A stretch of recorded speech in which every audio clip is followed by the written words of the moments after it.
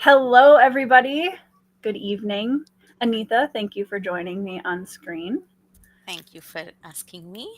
Happy to be here. Thank you. Hello, chat. How is everyone doing? I feel like I have barely seen you guys this summer and it sucks. It's been so busy.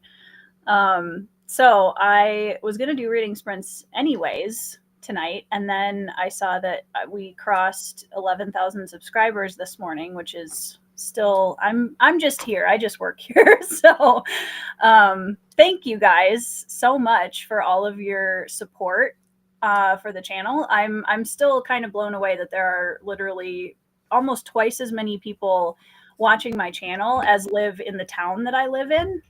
So it's kind of wild, but thank you guys so much. Hello. What is everyone reading currently? Anita, what are you reading? Hi, Derry. Thank Okay, you. I'm reading Going Postal by Terry Pratchett. This I have 90 pages, no, 80 pages left in this book. I'll finish hopefully. I don't know how many sprints are you planning to do. Hopefully by the end At of least two the or sprints. three. Yeah. Yeah. And I am also 120 pages into City of Miracles by Robert Nice. Jackson Bennett. This is final book, third and final book in Divine Cities trilogy. Nice.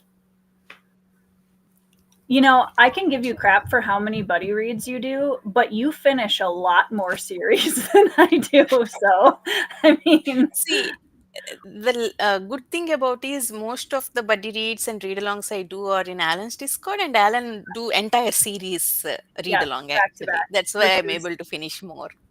yeah, I'm trying to get better about that. Hey, Matt, how's it going? Hi, Thank Matt. you. I'm sorry. I'm sorry I did not join. I forgot.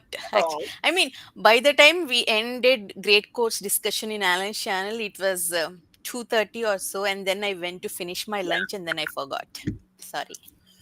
Oops.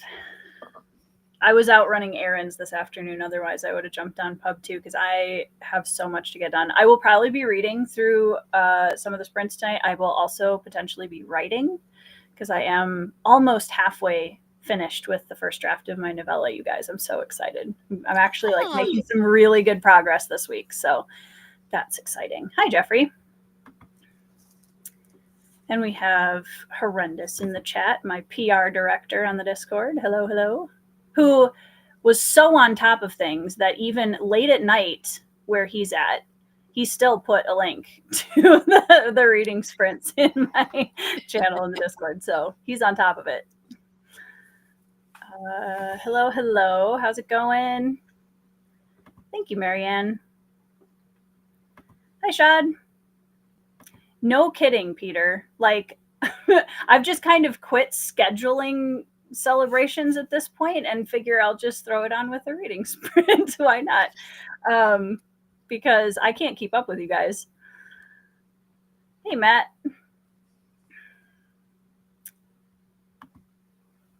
Hey, Britton. How's it going? I will get to what everybody's reading eventually. Hey, Tufty. I know it's late for you guys across the pond, so thanks for stopping in and saying hi. Thanks, Matt. No, actually, I don't even know if anyone in my town knows that I have a booktube channel other than the elderly ladies at the library. And they don't get on YouTube much, I don't think. So, but I did finally, I think, and I need to go over there and see if I can find them. And if I can, I'll put a picture up on the community posts. I think my books are in my local library finally, which is exciting. I finally took them over there and they were very supportive and sweet about it. So, nice. yeah. Marianne is reading Terry Pratchett, also Night I started. Watch. She, Nice. we both started. Actually, she started Guards after me, and now she's already through Night Watch. I am Well, only at she's Men at caught up Arms. to me. If she's when she finished Night Watch, she'll be caught up to me even. And I Yeah. started like January 2024. So, Dragonfly Falling. Yes, one of my Yeah. favorites of the apt. Who's that by? That's Shadows of the Apt book two. Ah, Adrian got Tchaikovsky. it. Adrian Tchaikovsky. Got it. Britain has got a pile over here. Gardens of the Moon, River Sing Out, Frog Catchers. Nice. How's Gardens of the Moon treating you, Britain? I know you were Not like ifsies on it when we were chat or when you were in the comments last Sunday, but thank you so much. The horde is growing. It's true. The It's beady. not Tory Town anymore, it's Tory City. Hi, Emily. How's it going? Oh, a sunflower field. That sounds like fun. My daughters would love that. They are obsessed with sunflowers this year, and they're convinced that we need to grow them all over our yard. It does make sense. I somehow feel sunflowers as like very dramatic flowers. So That would fit. Yep. If anyone hears coughing in the background, my children have a lingering cough and they're fine. I still Just coughing. still Yeah. sick. Oh my Yeah. god, It's so one of those things where like the cough hangs on for like a month afterwards. So they're fine. They're running around, they're eating, they're happy, they're jumping all over everything, but just coughing, which is great. So every time we go out now, I feel like it's fine. They're not contagious. I promise. They're just coughing. Drop of Corruption, nice. I've been hearing really good things yeah. about that as a sequel. So, have you read it, Anita? No. Not yet. This Did you is read my the first one? first by him actually. Gotcha. Oh, I'm so jealous, Matt. That is a priority series for me in 2026. That I mean I read first two books in when 2022. It was Oh, like my top one book, my best of the year actually, first book, and I never continued because the entire last year I was suffering from my never-ending slump. But this month I'm starting my reread and I'm continuing. nice. Matt, you Exciting. have to post your thoughts. You can DM me or in Alan's Discord. Anything is fine. You have Alan has a Daniel Abraham channel. Yes. chat channel, yeah. Gerunder's Path by Duncan M. Hamilton. That's awesome. That's the I think third book? Warhammer 40K. No, Duncan, it's a well, I don't think it's 40K. That's an indie series. So the author, let's see, where do I have his books? The author is the same as who wrote Dragon Slayer. Oh, This one was traditionally published, but his oh gosh, it's something the Wolf, the first book in the series title that Jeffrey's reading. It was published prior to these, self-published. oh. So I actually have those somewhere that I still need to get to. Time to move to a bigger town. We're outgrowing our space for sure. Set up some tents. Derry hopes you're enjoying Going Postal. I'm Yes. so excited to read that. I can't wait. This is so good. I mean, It's really good. I still like watch characters, but this one as a plot and how Mm, Pratchett is combining news. I mean, his humor with the social problems in society. This is definitely solidifying him as one of my favorite authors. So good, so good, so good. so good. I can't wait to read that one. Hi, Jadia.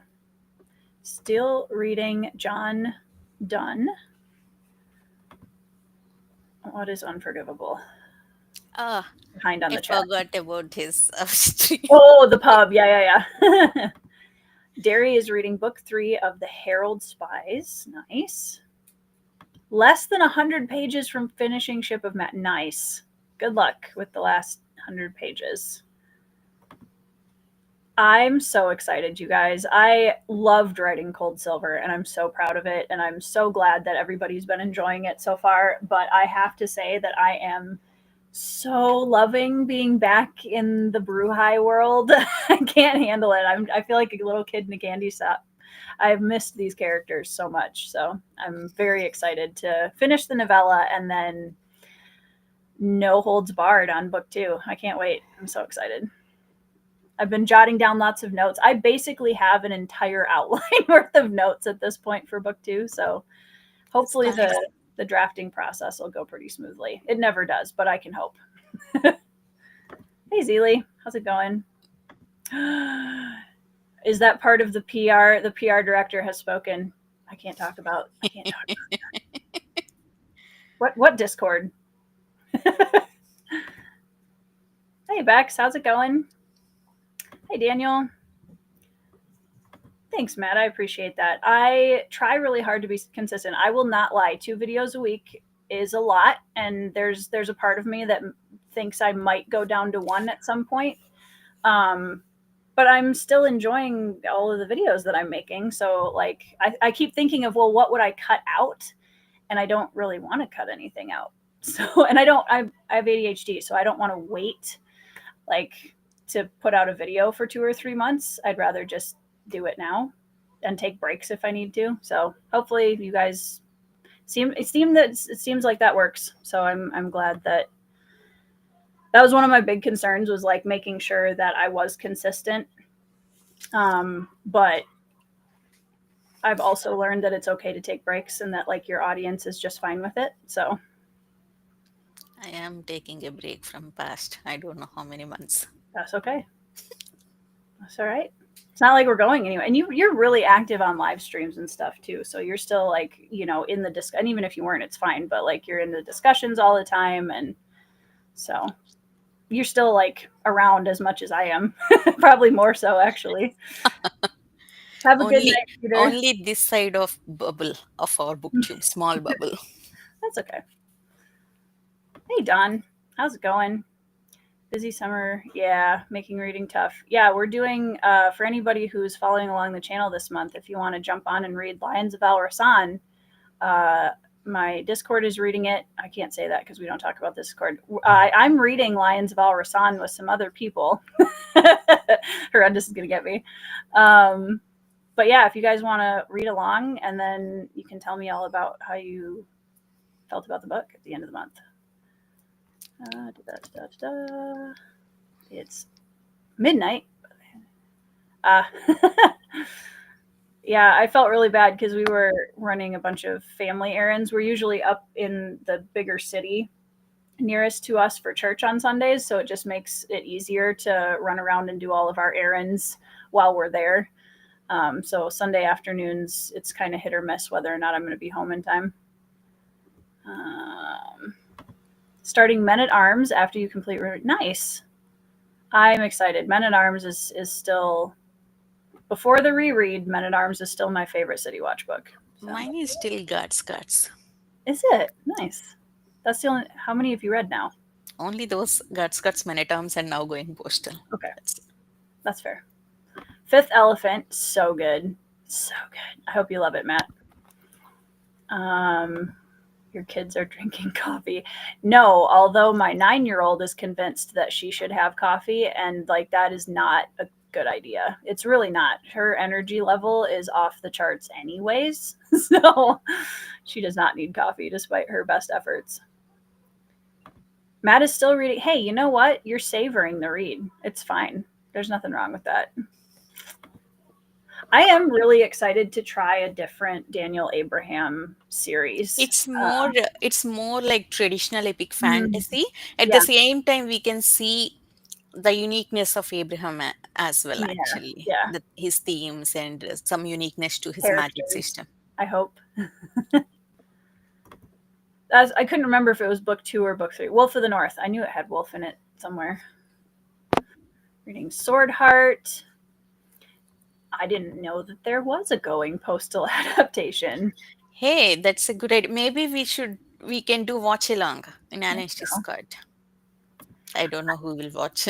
I've heard that Going Postal is a really good entry point, and also one of the top like books of the whole Discworld series. I think it was Pete's first book in Oh, Discworld. okay.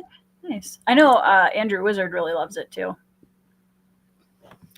Hi Kelsey, how's it going? Reading Howling Dark. How's that going for you? Roy Powers, Kill Creatures, good so far. Horror kick lately, nice. House with Good Bones. There will be a lot of emotional intensity in I'm assuming we're talking about Bloodstones. Gardens of the Moon? I don't know. Well, because it's around the same time as Matt said, yes, more Bruhai, so I'm just going to assume Okay. that's what it means. I might be wrong. But you guys know it won't be a book that I wrote without a lot of emotional intensity. It's not possible. Hi, Kay. How's it going? Hey, Kay. It's been so long since I spoke with Kay. I don't know. Maybe not this year. Sorry. Well, you should send her a DM. Let's see. Teenage Trauma Ninja Boys for the win. Yeah, basically. Hey, you know what? That's the most important part. Because I've noticed that when I've always said when I get to a point where I really don't like making videos, I'm just gonna stop because you have to enjoy it first. It's like writing a book. If you don't enjoy it, your readers won't. Kay is also going to be reading Lions of El Rasan this month. Hey, Evie. Thank you. Hey, Evie. Hello, hello. Eli, thank you so much. Okay, I'm getting to the bottom of the chat, I think. Cereal coffee, no caffeine. Nice. Charles Dance is veterinary. Oh my god, veterinary is my favorite character in this book. I can't Ooh. tell you how much I love him. I like the casting choice. I like that casting choice a lot. I actually really love Veterinary as a character. I think he's fantastic. Claire Foy is the one who played Queen in. Yeah, in The Crown. Yeah, Yeah. right? Yep. She's the one, Mm-hmm. right? Okay. Mm-hmm. Moist Fun Lipwig books after City Watch. Nice. I think I'm going to finish the Death Cycle because I've already read Mort. So I'll Oh, probably do the Death Cycle after City Watch. And then I don't know. Then I'm going to panic a little because I don't know what to read next. I'll probably watch Going Postal or read Going Postal after I finish City Watch because I really want to read that one. yeah. That's amazing. Howling Dark is not bad. Hasn't really hooked me yet. Only about 200 pages. Only fantasy fans, you guys. I'm only about 200 pages in. Hasn't really hooked me yet, but it's good. Like, That's a book right there, full book. I know. I love fantasy fans so much. Thank you so much. There is no bottom of the chat is like the wardrobe. It just you open the door and it never ends. It just keeps going. Kay says hi. Okay. Yes, I am good. That's right. Kay does have the best voice on BookTube. If you guys aren't subscribed to her, what are you doing? Because it's like Zen for your ears. And she's talking about books. So it doesn't really get any better than that. That's the thing. He doesn't like physically like hair color and everything match what I would imagine Veterinary to look like based on the description, but like I could see him pulling off Veterinari's aura perfectly. So I'm way more forgiving if like the actor doesn't look exactly like the character, but they really like embody the presence of the character, then I'm usually fine with it.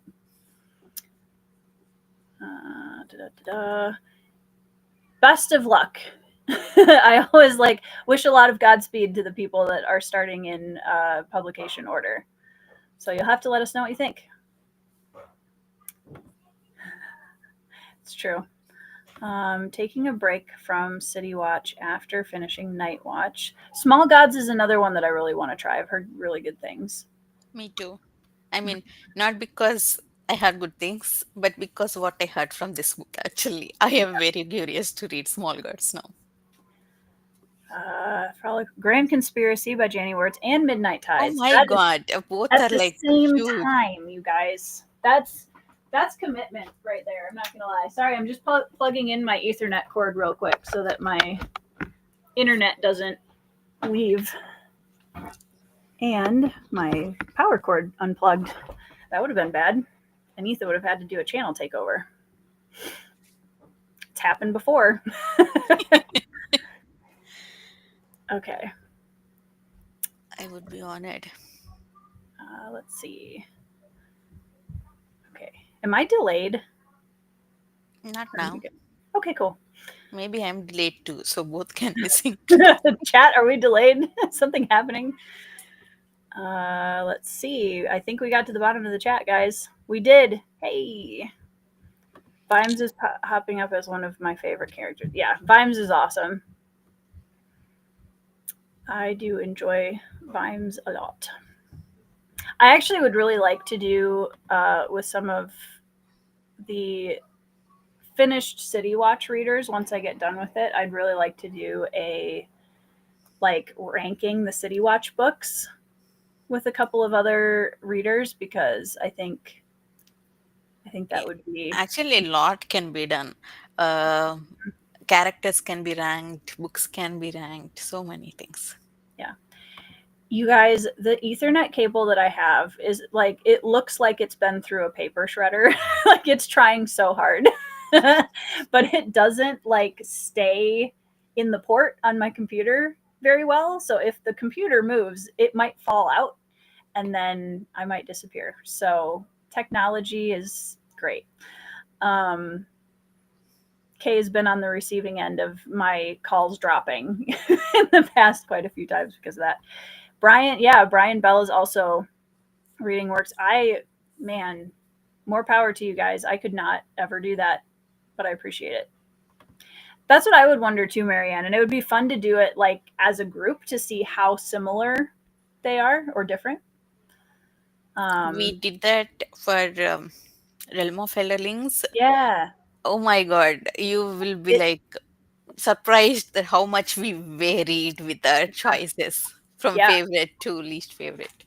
Well, I already know that Alan and I have different favorite City Watch books. So, and I have an apparently unpopular to Alan opinion about where one of the City Watch books belongs in the list. So that would be could be a very heated discussion. I mean, you never know. All right. Well, I am going to be reading Tower Lord by Anthony Ryan, which is book 2 in the Raven Shadow trilogy. I'm actually so this was one of those books where people tried to really temper my expectations going into it. And like I think it helped that there's been a lot of space between me reading Bloodsong and then coming into Tower Lord because I'm not bothered by it, you guys. I'm actually really enjoying it. And I know it goes from a single POV with Valen in book 1 to multi POV in book 2, but it's not really bothering me because these are characters that we already know. So it's not like it's a crazy jarring experience and I'm actually really Is this liking the it. one similar to Mistborn? No. No. Okay. This one doesn't have Miss Bourne-esque. Okay. It's pretty it's traditional fantasy in the sense that it's in book 1 we start with the young boy who's left at the Sixth Order and trained to be a warrior and he's very very good at it. And then it kind of goes its own direction from there. So it's kind of it has a lot of familiar tropes within that archetype, but it's all things that I really like because he's doing them really well. So yeah, and I've already had a couple of like big impact moments in this one, and I'm only like a Hmm, third of the way in, nice. not even. So yeah, I'm not mad about it. Hey Sam, thank you. I hope you have a good evening. Nice. That I'm trying to remember when that was. 2020, end of 2022 or early 2023, I think. Maybe. I'm trying to remember when that was. All right, guys. So let's read. What are we thinking? Do we want to just go to the top of the hour? It's like a Okay.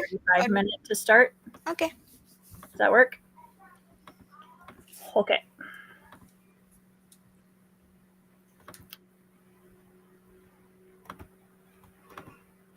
Thanks, Mac.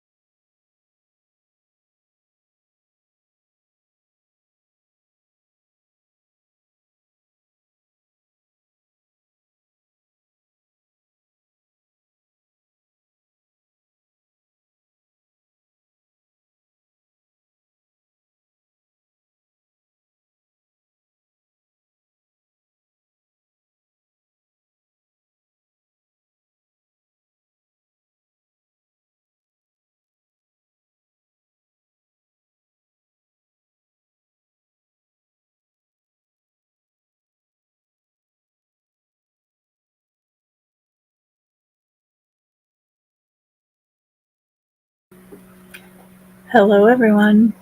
Welcome back to the chat portion of Reading Sprints.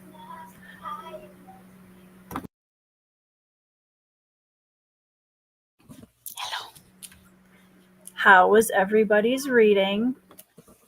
I think I read around 18 pages. Nice. You? About 15 to 20. I responded to a couple messages before I started reading.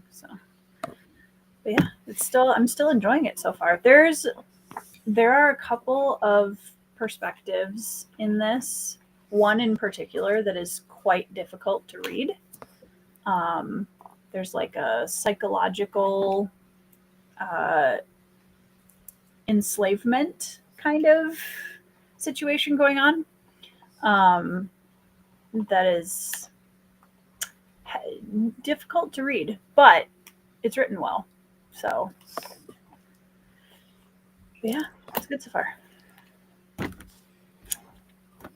Hey, Chris, thank you very much. Kay, if you're still around, you're welcome to join us whenever you're done. My favorite username on BookTube. Thank you very much. So, Vaughn, are you reading Sordanian or are you asking me to read Sordanian? Because it's definitely very high on my list. And once I That's finish, Kay likes that book a lot, right? yes, Yeah, that's Kayla's a it. big fan. Um, yeah, I have it. Oh, where is it? It's on my shelf. Oh, it's over there. I moved Is it. it a standalone? No, it's a series. I think there are 5 or 6 books in the 5. series. I Yeah. mean, all are out. No, so I can't remember how many total she's gonna do, but there's 5 or 6 out, I believe. Um, and yeah, she's been making really good progress from the updates I've seen on Twitter. So um, she just had one come out fairly recently that I Hmm. think was book 6, 5 or 6. So I'm not sure how many total. 7, maybe 7 or 8 books total that she's planning. I might Oh, be totally needing a correction on that. So let me know, guys, if that's not right. But um, Britain not finished. many people talk about that. I heard only Kay talking about that, and I was very fascinated with that. I have definitely heard from the people who have talked to me about it. This is the book we're talking about, you guys, Sordanian by L.L. Stevens. That a lot of the people that have read it think I am going to really enjoy it. It's a political fantasy and it's very well written from what I've heard. So I'm very excited to get it going. I'm definitely going to be finishing a couple other series before I start it, just because I'm trying not to start 107 new series every year.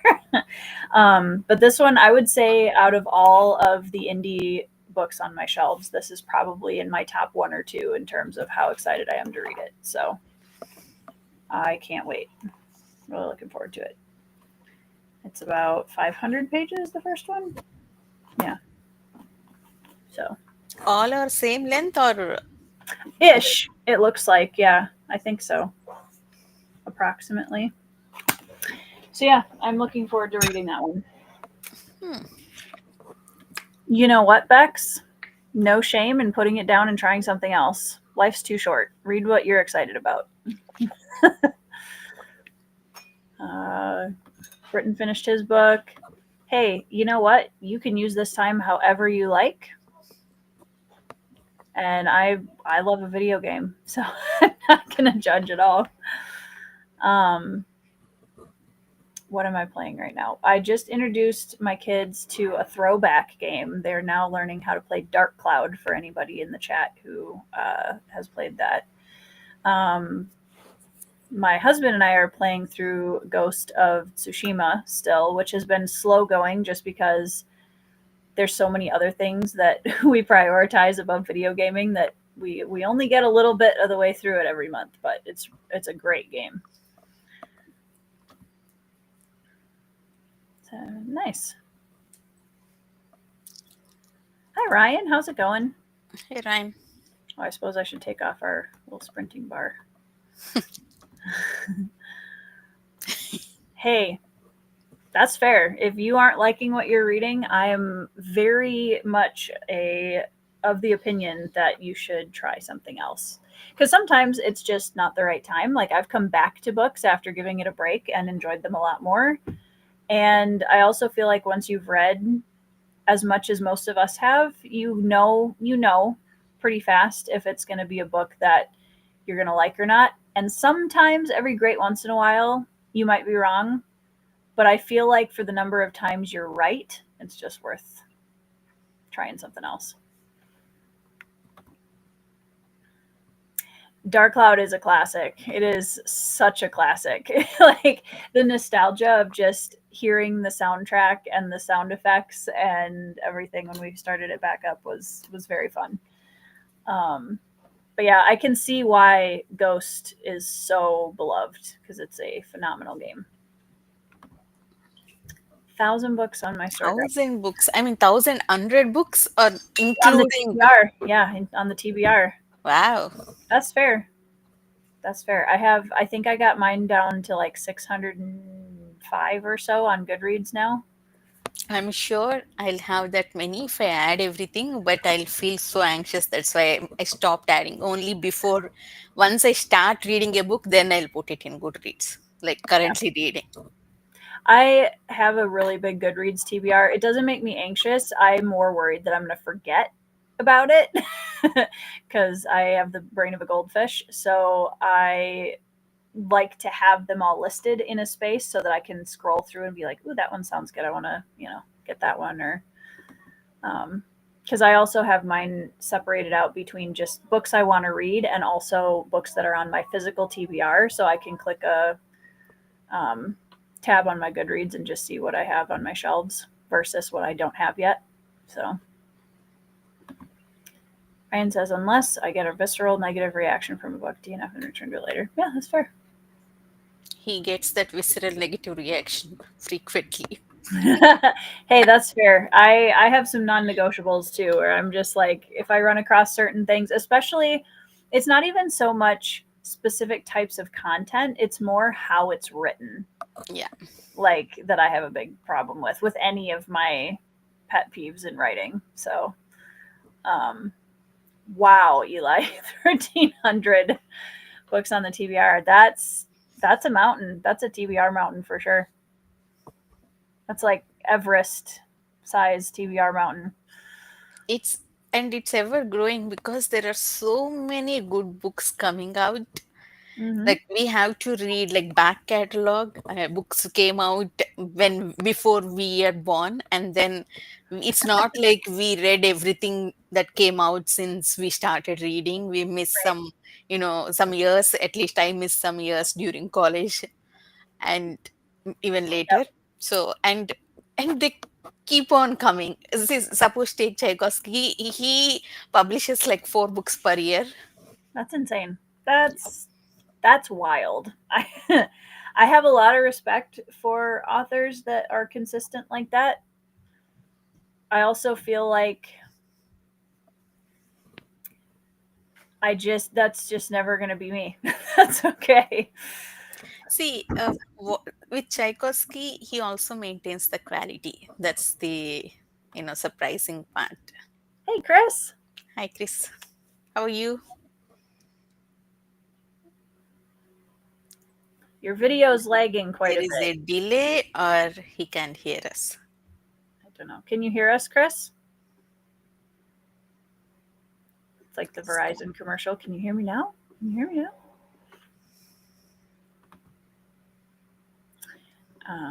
Let's see. That's a good idea, Capricious Fox. Maybe I should do that. Ah, nice. Smart. That's how you got to do it, Eli. One book at a time. That's kind of what I've because if I start looking at my shelves too hard in terms of like, oh, what do I read now? I get very stressed out. Yeah, definitely.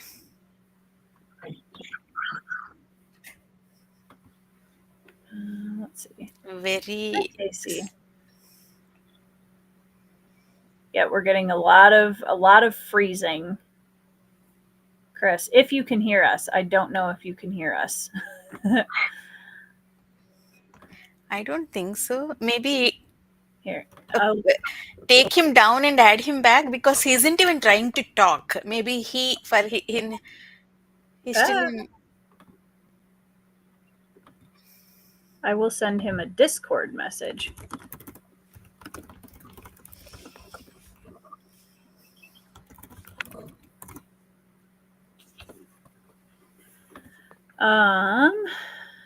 I like Anita's method. Add as I go. TBR is it? Yeah, I feel like as if you're in, even if you're not in a book community, but especially if you're in a book community after about a month, like the TBR is just ridiculous. Technically, too, as I typically like to have a physical book and an audio going at the same time. Yeah, my husband's the same way.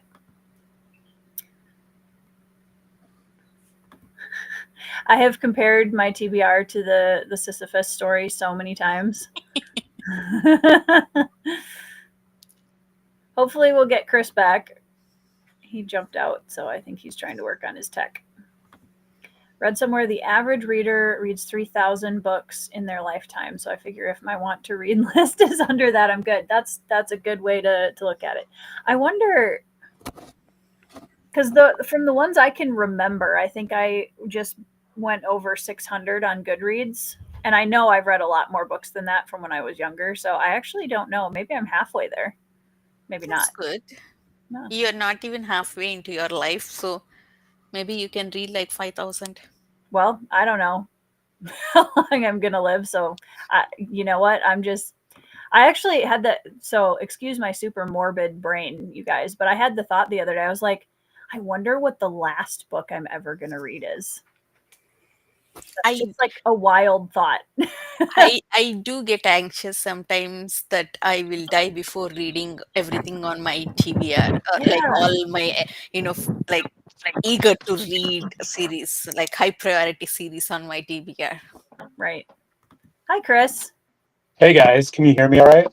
Yes, Yes. we I'm can on Are my you on hear cell, you. Discord Your now? video is good. Everything is fine now. I'm on my cell phone right now because, It's all uh, right. uh, of course, my laptop decided to do an update. Of Yeah, and I'm in course. the middle of getting my books back on my bookshelf from the move. That's Ah, exciting. okay, Yeah. nice.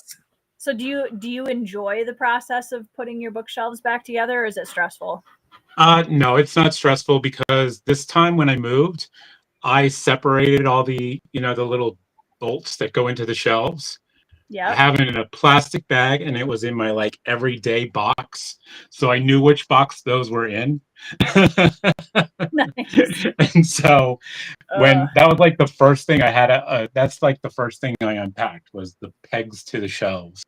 I was like, I am not going to be yep. digging through boxes to find these pegs for the shelves. But Nope. no. That's smart. Yeah, I haven't moved in 9 years, and we moved from like an apartment sized space to our house. So I haven't had to move a house yet, and I'm not sad about that at all. I'm kind of like, we might just stay here forever. Yeah. But I so So know. I'm alphabetizing by author this time. oh, okay. You're not Well, splitting genres or anything? sci-fi and fantasy together, and then Okay. I have a separate shelf for historical fiction, horror, and manga, and then a separate one again that's in front of me for Okay. historical fiction. So if I like officially return back to YouTube, this is going to be kind of Yep. what you'll see in my background here. Yeah, Nice. I like yeah, it. It's very cozy. yeah, yeah. I painted it a dark color, like it's almost black. It's like a midnight blue. Nice. So Yeah, it does look like black. Yeah. yeah, it's a very very it's almost like faded black, Yeah. but it comes off as like a very midnight blue kind of thing. So I love it. Nice. Yeah, it looks just very comfortable. Yeah, but as you can tell from my A's, I'm like, what's missing in my A's? And I realized all my Abercrombie books are Oh and I no. came to that book's last. So yeah, I'm still like trying to get all the Yep. books like on the shelf and all that. So, It's a process.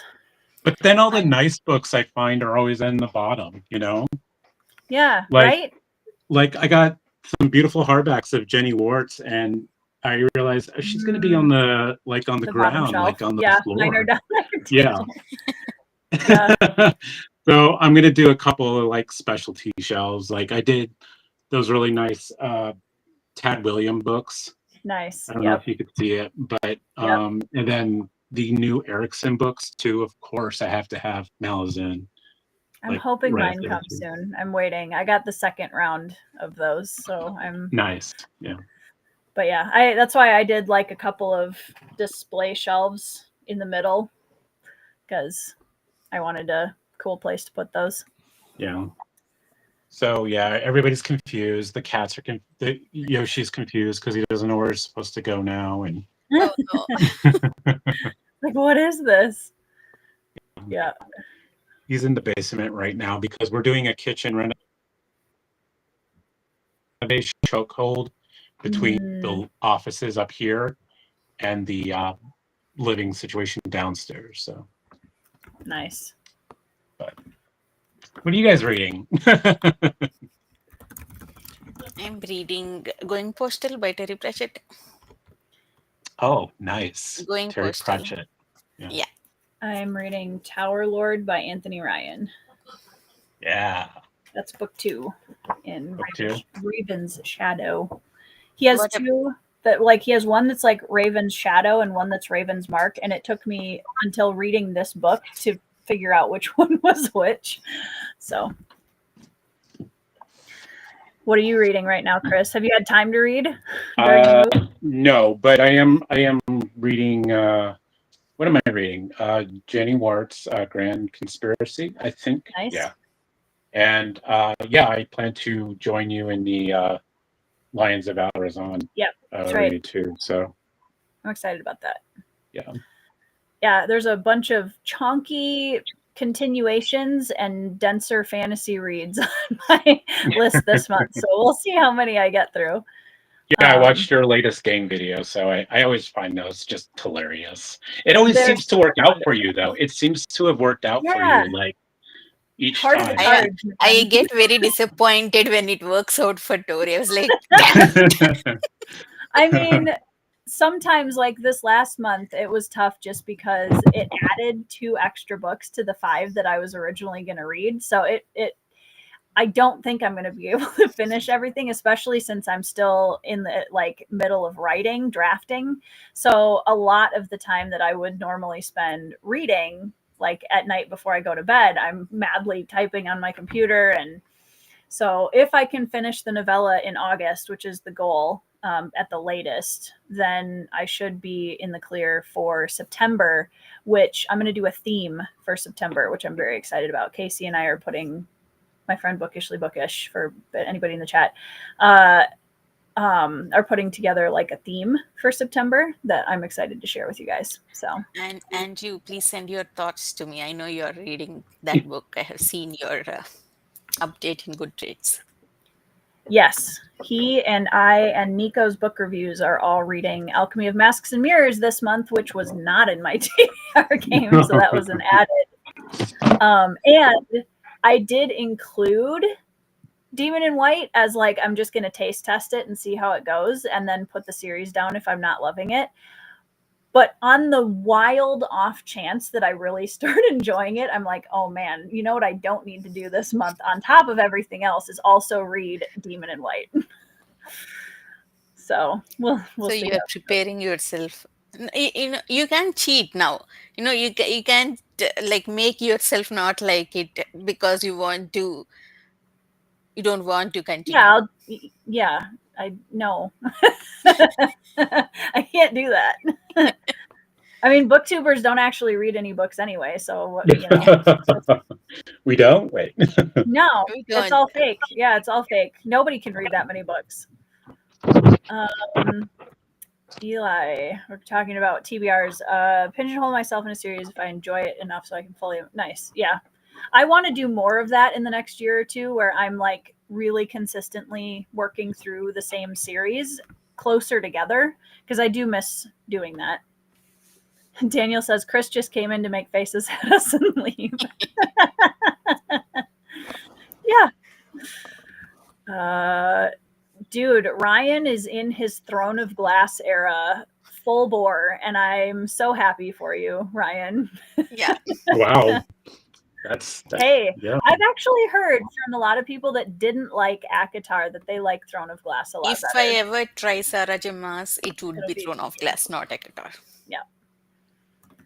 That's a more fantasy-esque one, isn't it? The Throne of Glass. Yeah, Yeah. it's like a coming of age assassin fantasy, I think, from what Okay. I understand. And also people said it's her good writing. She wasn't Mhm. like Agatha, she was like totally into like what fans were saying and writing for them instead of writing her own story. Mhm. I mean, as someone who did not read even single Sarah J. Maas, I should not criticize and Yeah, say I anything. haven't I either. I'm I, so glad I've read them only because I can be very loud about my opinions because I've read them. well, No regret. I promised Laura that I would make hers the first romantasy book I read. So Yeah. I mean, knowing Laura, I can wholeheartedly say that it will be a better experience than Akatar without having read it so far. yeah, And I see she's got some good reviews. So yeah. she does. Yeah, she's doing well. Yeah. Hi, Rich. How's it going? Hi. Howdy, Tori. How you doing? Good. I just kind of threw a bunch of invitations out there and decided I'd see who was bored and wanted to read today. So, what are you reading, Rich? Right. So I just finished The Dispossessed by Ursula K. Le Oh, Guin. okay. That was like a day or two ago, Mm-hmm. and I'm now going to be starting on the oh shoot, it's the bread of like. Let me just grab it. That's just easier. Yeah. Let's see. Let me add everybody's links. Chris, what are you doing? I think he's trying to place his mobile at single spot. I don't know how people do this with their phone. I'm just trying to stabilize the phone. And also I'm trying to get my laptop up at least, so I don't have to like everyone's getting like seasick watching my phone like move around. Yeah, that's one of the things with YouTube bloggers with when they're carrying their phone around. I'm just like, Okay, there is something off with your, why I is there think, an echo? audio. Me? So, Tori? The Conquest of Bread by Peter Kropotkin. Ugh, God, I'm never going to pronounce that. Kropotkin. Okay, everyone's audio is robotic. Is it my issue? I don't. Let's see. Chat. I'll, What's the audio sound like? Is it okay? I'll turn mine off if it's me. Could be me. Technology loves us so much, you know. I don't think so. It's not me. Let's see. I'll mute myself. Does this fix the issue? I don't know. Am I still weird? No. Okay. I'm not hearing anything weird on your end, Rich. So maybe it's just. Then maybe it's my issue. If it is my issue, I should. Okay. Oh. Do I sound robotic now? Hello, Marianne.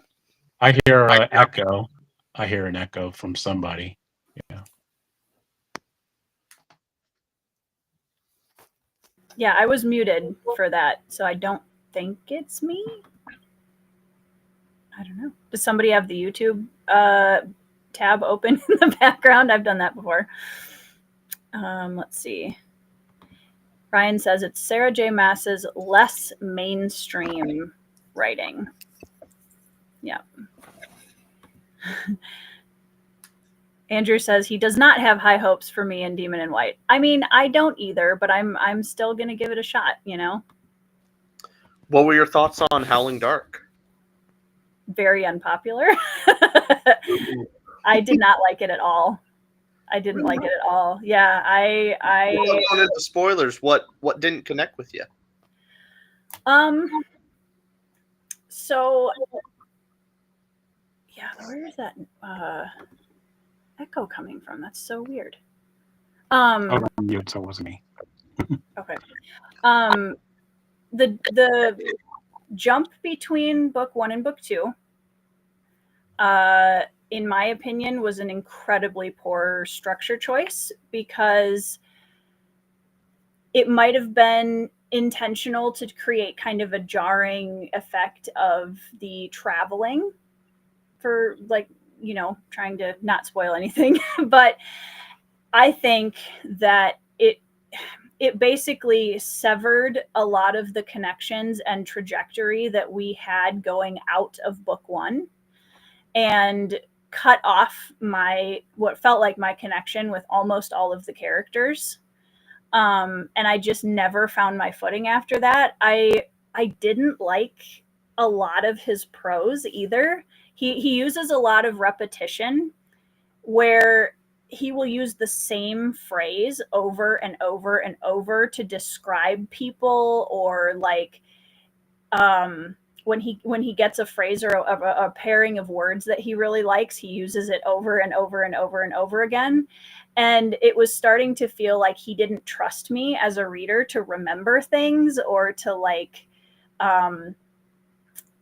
it was almost like he was trying to tell me over and over again, because I wasn't getting the character depth, especially, that I was looking for. And he was like, well, this is my dearest friend. Like, he would describe a character as Hadrian's dearest friend over and over and over again. I'm like, but you're not showing me that. We're not seeing any of that. So are you just trying to make me think that so that the impact matters more? Because I'm not feeling it, dude. Like, I'm so character driven, it's stupid. So if the character connection gets cut off, I go downhill very quickly. So that's the short answer to that. That's a real shame. I'm sad. Know. I'm sad you don't like it, but Me too. yeah, no, It surprised me. All the things that you said you don't like were highlights for me. That's what pretty much everybody. Also, can I just say, and this is something else that I think I would love to have a conversation with someone that loves Hadrian as a protagonist, because I don't. Like, he was fine in Empire of Silence, but then Howling Dark was just, I couldn't handle it anymore. Wow. Yep, complete opposite for me of like Hadrian.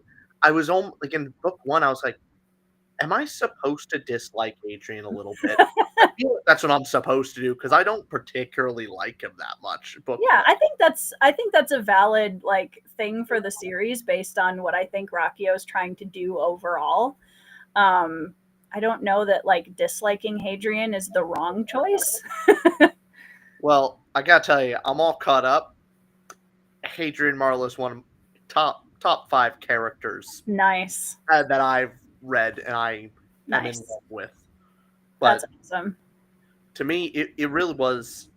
Howling Dark convinced me with Hadrian, with mainly his character journey, seeing how the idealistic young man in 1, and not someone that becomes immediately jaded, because I kind of see like a hard shift. Yep. A more realistic shift of like, he still has these ideals, he just realizes that they're somewhat unrealistic, and like maybe in a different context, they're still good ideals, but maybe improperly applied. And just, I love his revelation moments, at the time it took to get through it. Yeah. The main improvement for me is how melodramatic he is in book 1. It kind of gets annoying. And then book 2, he's still there, but it feels more deserved. Like, he's going through some stuff. He actually is a little bit of the melodrama. I got to a point where I actually added a tab to my annotations that was a color specifically for mentions of Hadrian's melodrama or Eudoran plays. That was the only thing the tab color was for, and it's all over the book. I was like, I can't. And yeah, I got that. Thank you. But yeah, it's.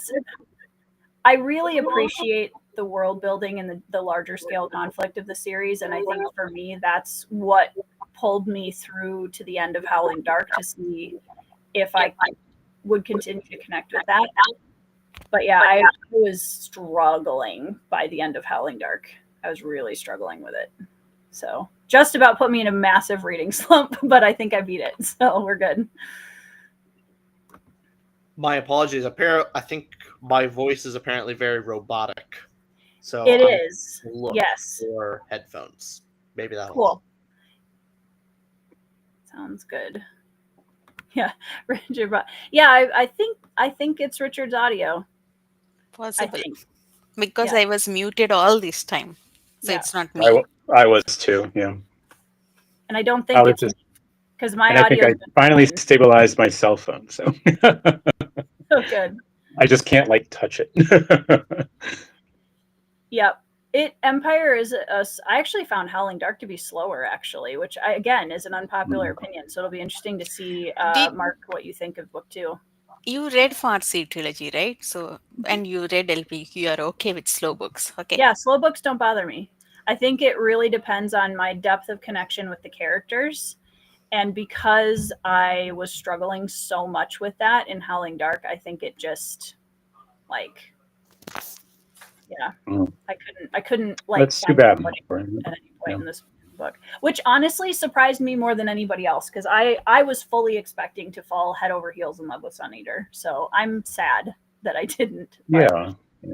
But I love Yeah, but listening to people talk about it. So it I happens, think it happens. Yeah, I for think sure. when we read very hyped books, especially in our bubble, in our own our bubble, our side of booktube community, we can't say. I mean, sometimes we fall in love and get on the hype train, and sometimes we don't understand why it is that's so. totally I fine. mean, it's not working for us. We feel so sad because we don't like that as much as others.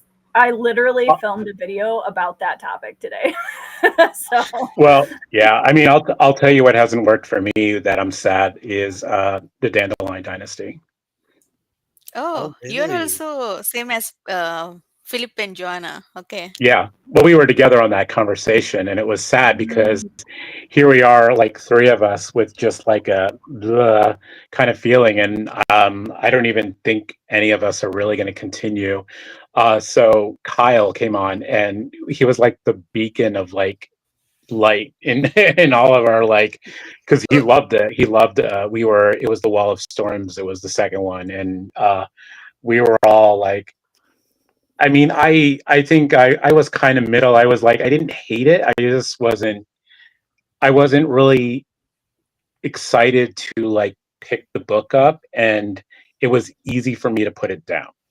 Let's just say that. Like when I was done reading for the day, it was really easy to just I'm done, for the day, and yeah, then it's like, oh, I got to pick up this book because you know, essentially it was like, You reading know, this with a buddy read, and I was just it was tough, and I was sad that it wasn't clicking with me because it would be sometimes something in black and white I would enjoy. But Hmm. sometimes it also depends on um, the mental space we were in and with whom we are reading. If we are in the, like, if we have mixed opinions, if we are with someone like who is enjoying it a lot, we like they can carry us to that positive side. And sometimes if somebody is not enjoying, it is for easy for us to take that yeah, side. yeah. yeah. So Hmm. Rich, when you and Austin are buddy reading, does one of you typically finish it like way ahead of the other, or are you guys pretty good at pacing? We're generally pretty good at pacing. It's for the most part, our TBRs are kind of locked together at this Yeah, point.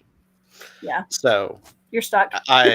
we're stuck. Yeah, Occasionally, occasionally one of us will read ahead of the other, and just like we couldn't stop. So yeah, for book 6 of Sun Eater, like we were doing the novella, and then we were going to wait about a month. We were going to do some other things, and then move on to book 6.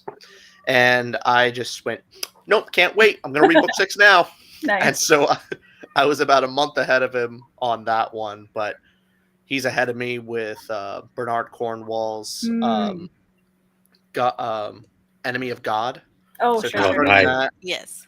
I'm probably going to be falling behind on that one, reading basically some anarchism books, because I do not particularly like The Dispossessed, so I want to understand anarchism as a philosophy more, because I don't see much of a value in it at all. And to me, if I can't conceive of a world where I can understand and agree with the other side, like if I don't see any value, I normally think that means I don't understand it well enough. Because there's plenty of things where I disagree with, For sure. but I can at least see where they're coming from. It's like, okay, if I can do that, then it's just I disagree rather than I don't understand.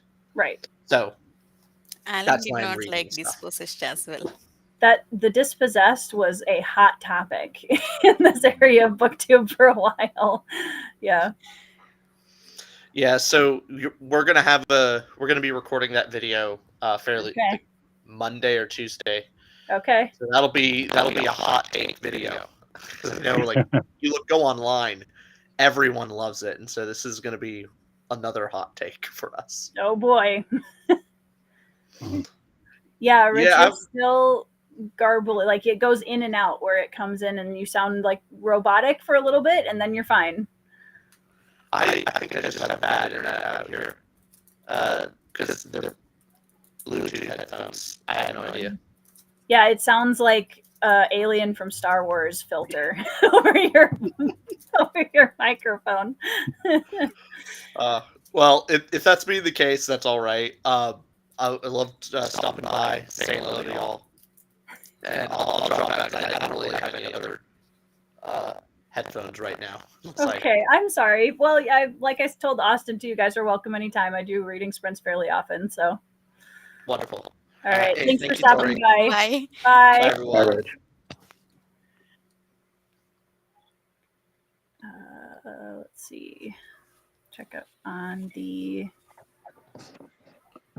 Yeah, that was weird. I've never heard that kind of audio thing happen before. I think maybe I heard that when there are two connections, actually, when two people, like if my mom and dad both join the WhatsApp call in our group call, we get that noise actually. Got it. Thanks, Nev. Do we sprint now? Because I need to go Yes. for dinner. Otherwise, I'll drop and come back.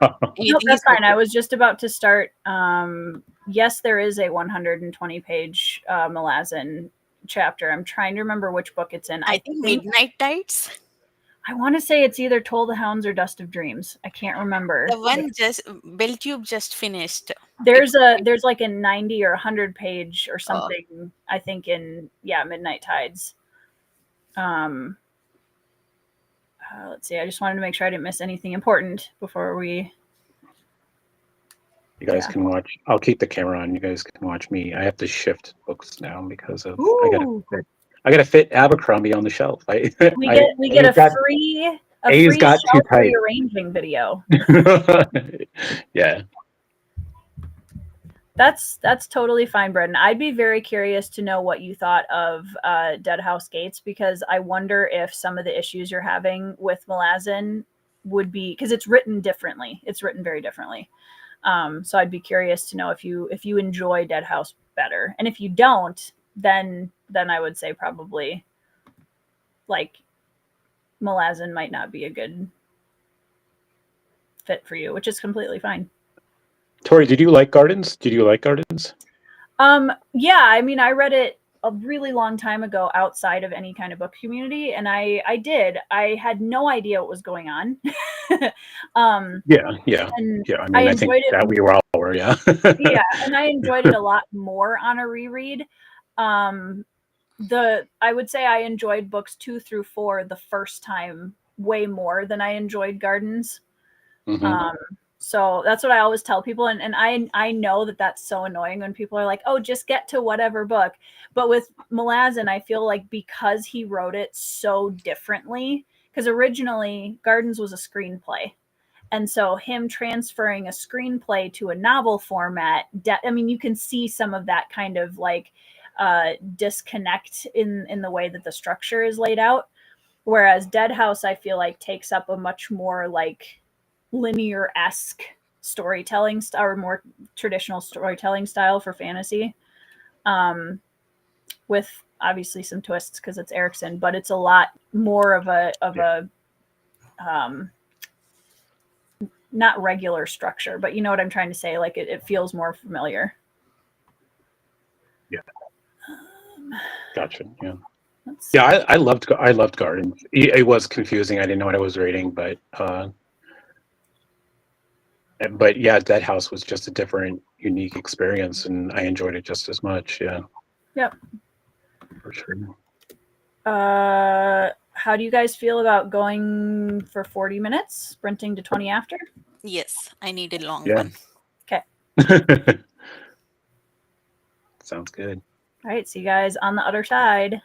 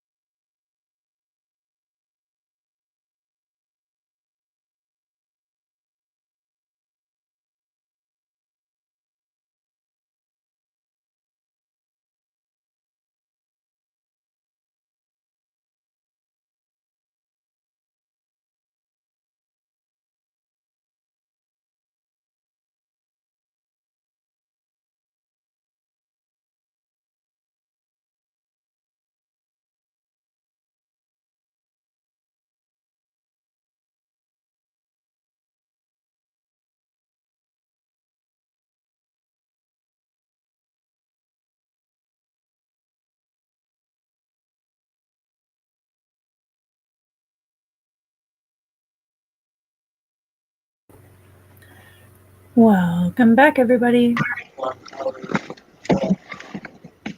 Hey, Hey, can you Chris. guys hear me okay? I'm on my laptop now, the thing that froze earlier. I'm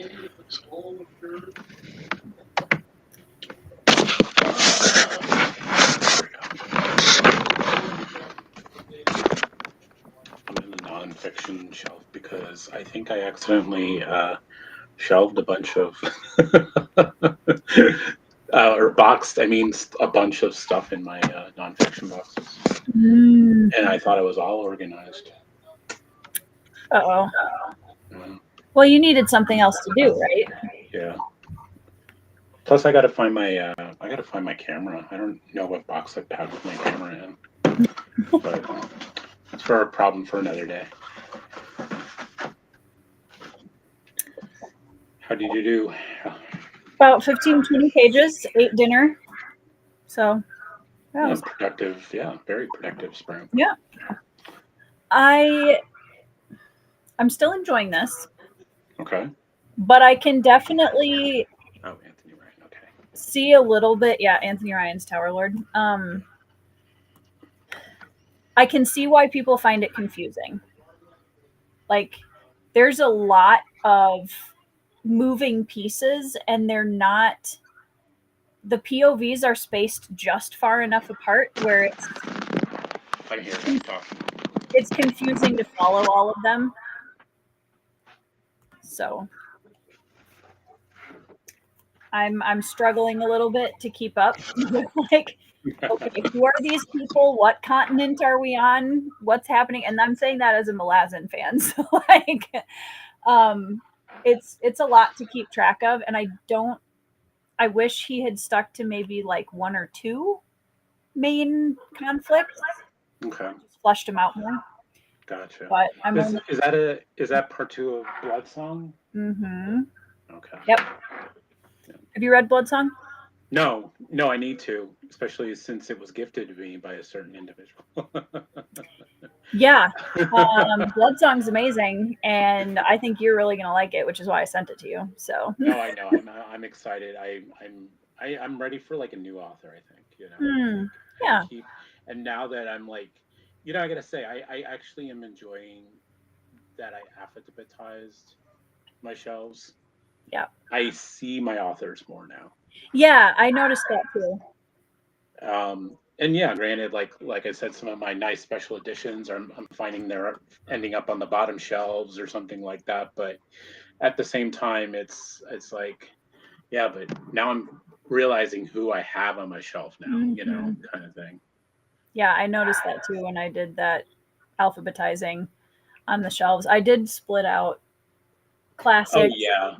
There's some that I'm just pulling out. It's like I can't not hide them. Yeah. Yeah. Like these Tad Williams from Broken Binding, they're just too pretty to be on the bottom shelf. And yeah, I'm still waiting for my third magician book. Finally from Broken Binding. Also, did you get Shogun? No, I missed out. I don't know what I missed out. I'm so sad, but I do have the. I know it's so pretty, you guys. I have to say, I still like.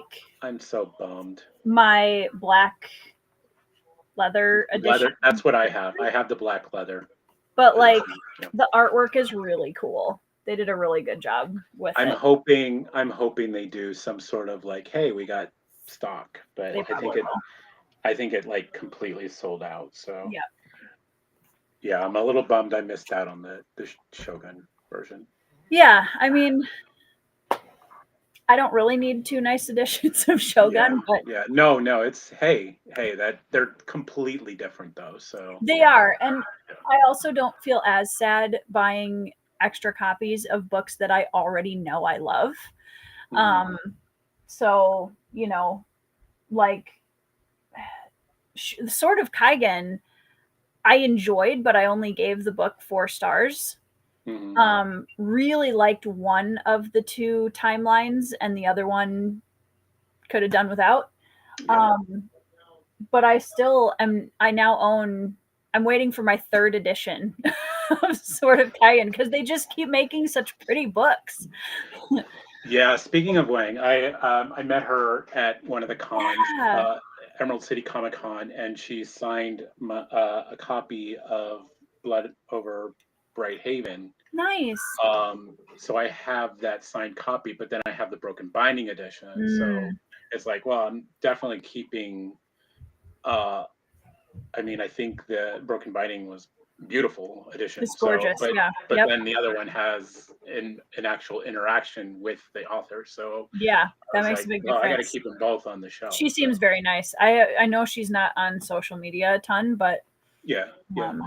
honestly, She was, yeah, she was pretty like quiet, but not like timid quiet. She was yeah, just, just yeah, yeah, she's more a reserved. cool person. Yeah, Yeah, and but I enjoyed my interaction with her for sure. Yeah. nice. Yeah, I got in on the second round of the Blood Over Bright Haven from Broken Binding, so I'm waiting on that one too. Because it's just that was the one that I usually don't have like regret over not pulling the trigger on a special edition, but that one I was still thinking about like months later when they did the second version. So Yeah, I'm like, I don't know why I missed out on the Shogun. I'm still kicking myself for it, but yeah, they'll probably do a limited run kind of thing. yeah, I would guess. You made it. Especially She made it back. hi Anita, how was dinner? Good. I'm sorry I'm late. That's okay. We're just gonna kick you off. That's not acceptable. My husband is watching a podcast, so I lost track of time. That's all right. It's all right. Chris and I are just chatting about special editions of books and as you do. Hey Hannah. Hey, you know what? It takes as long as it takes. I hope you're enjoying it, even though it's a long term read for you. CB is enjoying Blood Song. Blood Song is really good. It's really excellent. It's a very good book. Um, that would probably be one of my top two recommendations for you, Chris, out of all the ones that I've like thinking about your taste. I'm very interested to see what you think of Blood Song. The other one you thought of was what is it? Mike Shield? Mike Shell? Oh, We Are the Dead. Shackle. Yep. Mike Shackle. Yeah, yeah. Mike That's the Shackle. other one. That's the other new author I'm going to try to hit this year. At least I think start you're gonna like that one too. him and Anthony Ryan. Both Nice. are the two authors I want to try to hit up this year. Well, it's funny because Anthony Ryan is one of those authors where I read Blood Song and I immediately bought almost his entire bibliography based on one book just because he checks a lot of boxes for me personally as a reader. So I knew most likely I'm going to enjoy these like more of his work just based on how he writes. Yeah. So I own like 3 series of his and I've read Is two, he three trad now. pub author or self pub author? Tradpub, yeah. But yeah, he's good. Hey, Alan, how's it going? Honestly, if the Broken Binding does LPQ, I will. Oh God, I don't know yes, what I'll do, please. but I will be all over Yeah. that. Yeah, Absolutely. yeah. It took I me forever. It took me forever to scrounge up the hardback of LPQ. I see it. Yeah. They made it Well, on my top shelf. I'm excited. that omnibus edition that I have, I think, is sold out too. I don't think you can get Yeah, that I anymore can't. either. I was hoping to pick up that just so I don't have to kind of like I just start over. found omnibus in used bookstore last weekend when Mike was here. So I Nice. now I need to post it to Japan for David. Nice. Uh, I told him I'll post it this week, but I did not. I'll have to Has he post it. read it yet? No. I can see him really liking LPQ based on the few videos I've seen of his so far. LPQ, I am desperate for LPQ special edition. Oh, I mean, please. if Subpress does that, I have to sell my organs, but I'll do it. Yeah, for Yeah. sure. It's. Books of Babel would be I good. would love to see Abraham get some BA broken binding treatment for sure. I need to do. I was shocked at how popular my underrated fantasy video was. So I was like, well, cool. If people like this, I'm just going to keep doing more of that because I have a whole lot more books y'all should be reading. Because I was trying to keep it to books that like even my audience hadn't heard me talk about as much or for a while. And now with how much more reach those types of videos are getting, I'm like, well, shoot, I'm going to go back and do LPQ and like a lot of the other ones that a lot of the larger space on BookTube hasn't tapped into yet. LPQ is still better. The Parker, I mean, nobody. Oh yeah, yeah. I had the company on that list for sure because I'm still I. You haven't read that one yet either, Chris, have you? Okay, no, I have not read any Parker yet either. Okay. Parker's on my list though, for sure. On the list. On Yep. the list. On the On the list. list. Yep. I just need to do your TBR game, Tori, and then maybe I'll just get put on the list. Yeah. When I get bored at some point, like in 30 years or so, I'm going to try and make a more generic version of the TBR game that people can download. Because mine, I've had a few people ask me to do a digital version of mine. The hard part is it's so specific to my TBR categories that it would be tough to make that generic enough to appeal to a bigger group of people. For sure. So I'm thinking about doing just a more generic character collections and maybe just doing like, archetypes and instead of making it series specific. Yeah, that's kind of what I was playing with if I did a TBR. Yeah. It was just archetypes like the Right. chosen one, and then, or something along those lines. The reluctant. Well, there you go, hero guys. like if you want the TBR game, follow Chris and then download his version. 3 months from now, when I start making videos again. Right. I am so. I wish I was made of money, you guys. I really do. Because I would do a lot of things, but I would go to Worldcon. I'm sad you're not going to be at Worldcon. I know. You were going to be at Worldcon. Ben and I really thought about it, but the thing I think that switched me over to Dragonsteel for this year is just because I feel like from a running a booth standpoint, Dragonsteel is going to be better for me than Worldcon. Worldcon would be great just to meet people and network and like see all the authors and all of the people from BookTube. For sure. Everyone's going to be there. But from a like selling and booth standpoint, I had to go with Dragonsteel this year. So I'm really bummed because there's so many people going to Worldcon that I desperately want to meet. But it's fine. It's fine. I'll get there eventually. There's always next time. I know. I'm hoping that maybe it wanders over a little closer my direction in the future. That would be great.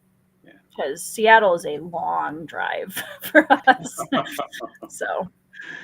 It's funny. I'm in a little group chat with Hillary Bookborn, Kyle and Pete, and John from Talking Story, who are all going to be at Worldcon. And it's funny because part of me feels like it's harder for me, even though I'm local. But when I want to take a break, I have to like drive home or take our link station home or something like that. And if I go home, I'm not going to want to come back down. Whereas if I was like visiting and I had a hotel like right there, I could just like nap and then just go downstairs. It would have been a little cheaper for us to stay in a slightly farther hotel for Dragonsteel, and I was like, I don't care. We are staying in the Dragonsteel hotel because at the end of the day, I want to walk upstairs and fall over. That's it. Yeah. Or take a break. I mean, you get. I love cons, but even I could just get that con. It's lag, so overstimulating. Like around 1 p.m. and I'm just like, and it's like, oh, I want to do this. I want to do this panel at 3, but I'm so tired, and if you're visiting somewhere, you could just go up to your hotel room. But if you like live locally, it's like, well, I gotta go, 30 minutes home, and then drive back down. Yeah. And by the I time think you're like at Worldcon home, is coming to Montreal in 2027. Oh, which one? Next year, next year it's LA. Oh, it is? I think LA, after that it's Montreal. Yeah, I won't go to LA, but I'll go if I'm hoping it trickles over maybe a little bit more central, or I mean central would be awesome. The hard part is there's like a lot of just flat open space and not a lot of people in the very middle. So like I don't know. Well, I think Minneapolis, St. Paul, Chicago. I mean, ugh, yeah, that's true. It's always Chicago. I feel like Chicago is probably the more likely option of where they would go if they came anywhere near me. Toronto isn't. I mean, Toronto's not near, but it's closer than like Seattle is. Yeah, it definitely. Alan, you should come to Montreal. When will you meet us, our Canadians? Let's see. I missed a bunch of comments, so I want to go back a little bit. Alan, if you're bored and want to read, you're welcome to join on screen. Let me know if you want me to send you a link. Let's see. Shad did not like Bloodsong. That's fair. Curious King. I did see the posts for it for Assassin's Apprentice. It was crazy expensive. Oh my god. It's insanely expensive. It's, I don't remember, around 300 plus. Mm-hmm. Yeah, it's a lot. Yeah, I tried to go super underrated. So I'm glad there were some that you hadn't heard of, because that was definitely the goal. So I think my next one, for those of you that are in my normal audience, if you see me list a bunch of books you've heard me talk about a lot, don't be surprised, just because since that video got a larger reach, I want to like bother some of the people outside of our bubble and be like, hey, there's the series that isn't like the big 5 or whatever, or the big. So you're saying Dead House Gates won't be on that list? Today, can I send the link to Alan? Alan said, "Oh yeah, go for it. Since you have it already." Well, actually, yeah, no, you have the same link I would send. Sorry, I'm fine. I'm caught up. Curious. Yeah, that's the thing with like even sub press too. If it's like the big novel special editions, they're just so expensive. Like I cannot drop $250 on a special edition. That's nope. Yeah. So, Texas would be cool. That's closer, and I know a bunch of booktubers down there, so that would be another cool, more central spot.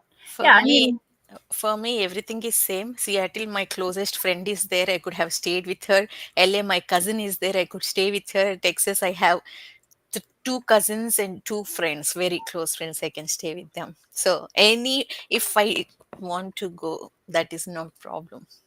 That would be awesome. That's the thing. I'm really excited to meet everybody from like the US booktube side of things, but I'm really looking forward to a day when I'm like actually able to meet some of my Canada people, because I have a lot of people in Canada at this point. Last weekend, Mindolin was here. So Sal from Alan's Discord, Shad, Mindolin, and I, we met. We had lunch and we roamed around used bookstores. See, but Alan, the Atlanta airport sucks. Like nobody wants to go to the Atlanta airport. This is why I'm really glad I'm not a like true collector. Like I like pretty books and I'll buy them occasionally, but I'll buy $4 books off of secondsale.com just as easily. So like it really doesn't bother me. And the way Broken Binding is putting out, the speed with which they're putting out, they bankrupt all of us very soon. Oh my god, yeah. That's Broken Binding is about as pricey as I'll go on a book.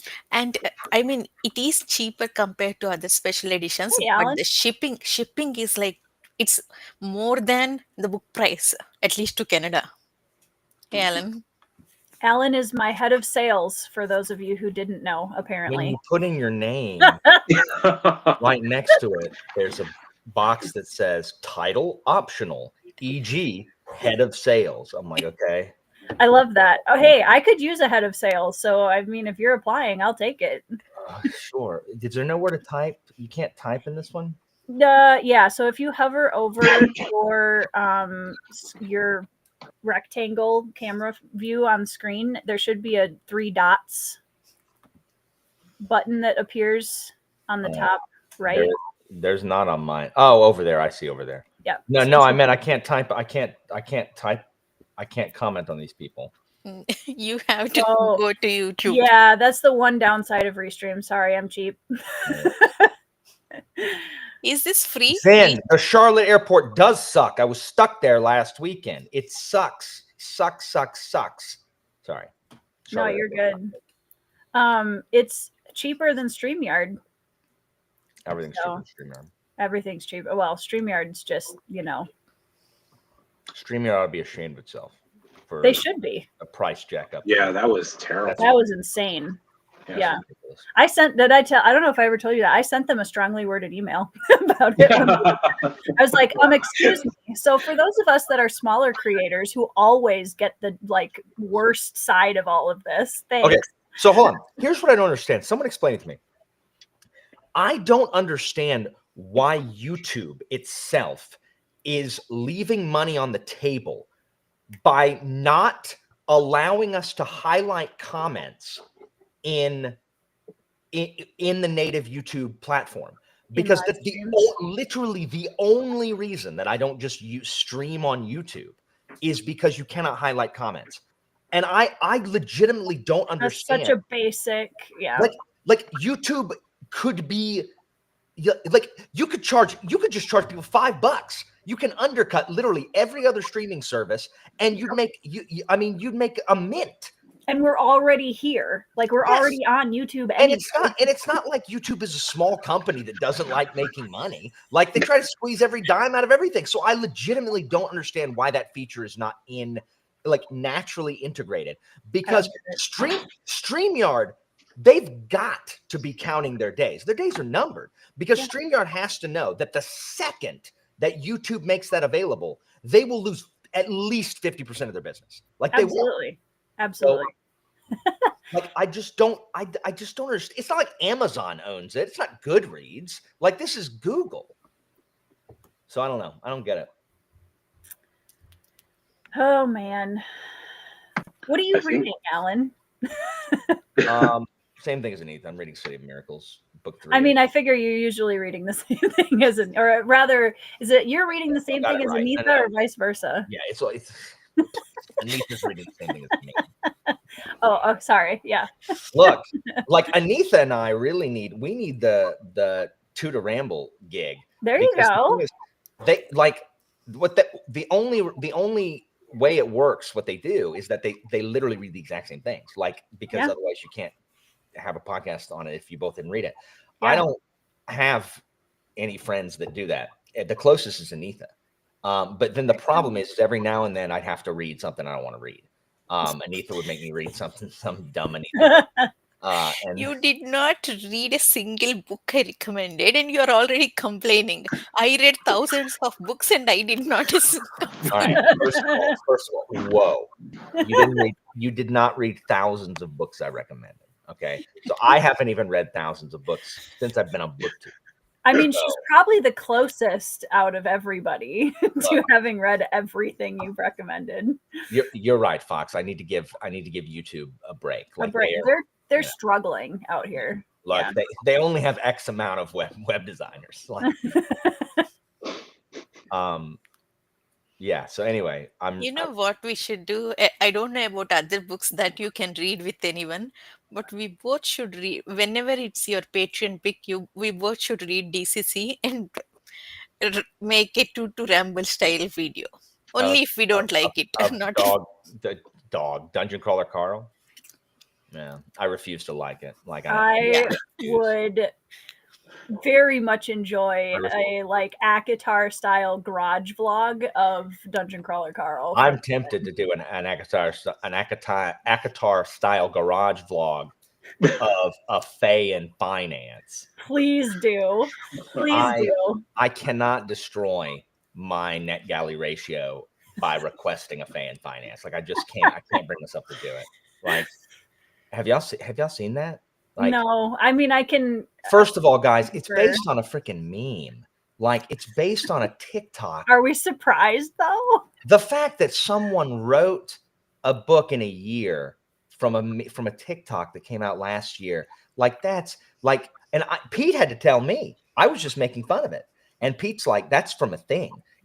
There's some girl on TikTok who's like, "Did I just write the song of the summer?" And I'm looking for a man in finance, trust fund, 6'5", blue eyes, and it just goes like that over and over.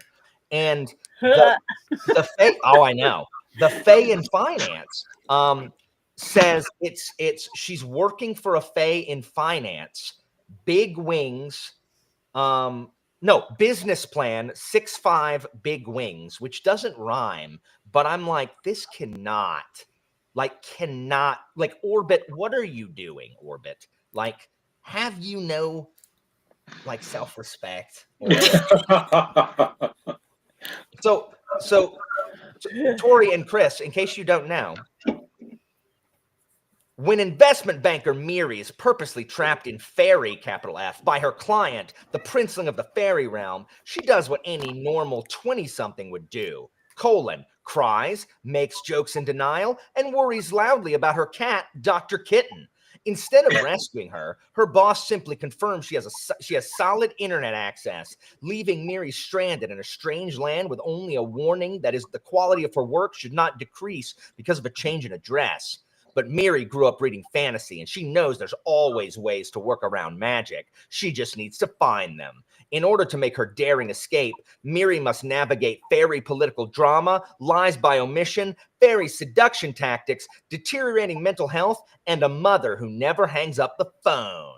I love the deteriorating mental health just kind of thrown in there because we need that for, the modern literature crowd. Oh. Looking for a man in finance. Trust fund. 6'5", Guys, like, this is zero shade to the people who genuinely like well-written romantasy, okay? Zero shade to that. No, obviously. But, like, there are people, authors, who have poured their blood, sweat, and tears into good books that are getting thrown aside in favor of this. And that makes me want to scream. My issue and is not in a fun way. This person did not have this story burning in her soul that she had to write it. She saw a TikTok trend and was like, how can I cash in on that? Thank you. And I'm just like, Marianne, come on. And a mother who never hangs up the phone. Marianne, I need you to roll Constitution for me, please. Yeah, no, seriously. Looking for a man in finance. Trust fund. 6'5", Boy. finance. I think this is why I'm reading more and more indie. 6'5", Right? blue eyes. All the people that Orbit won't publish because they're publishing. My problem is so many of my favorite fantasy books since I've been on BookTube have been from Orbit. So they were doing something right for a while. I was like, Tor who? Like, what are you publishing, Tor? And now Orbit's just like, what if I published Drek? Like, what if we just tried it? Yeah. What if, guys, we're being too successful publishing good things. Publish bad Pretty things. much.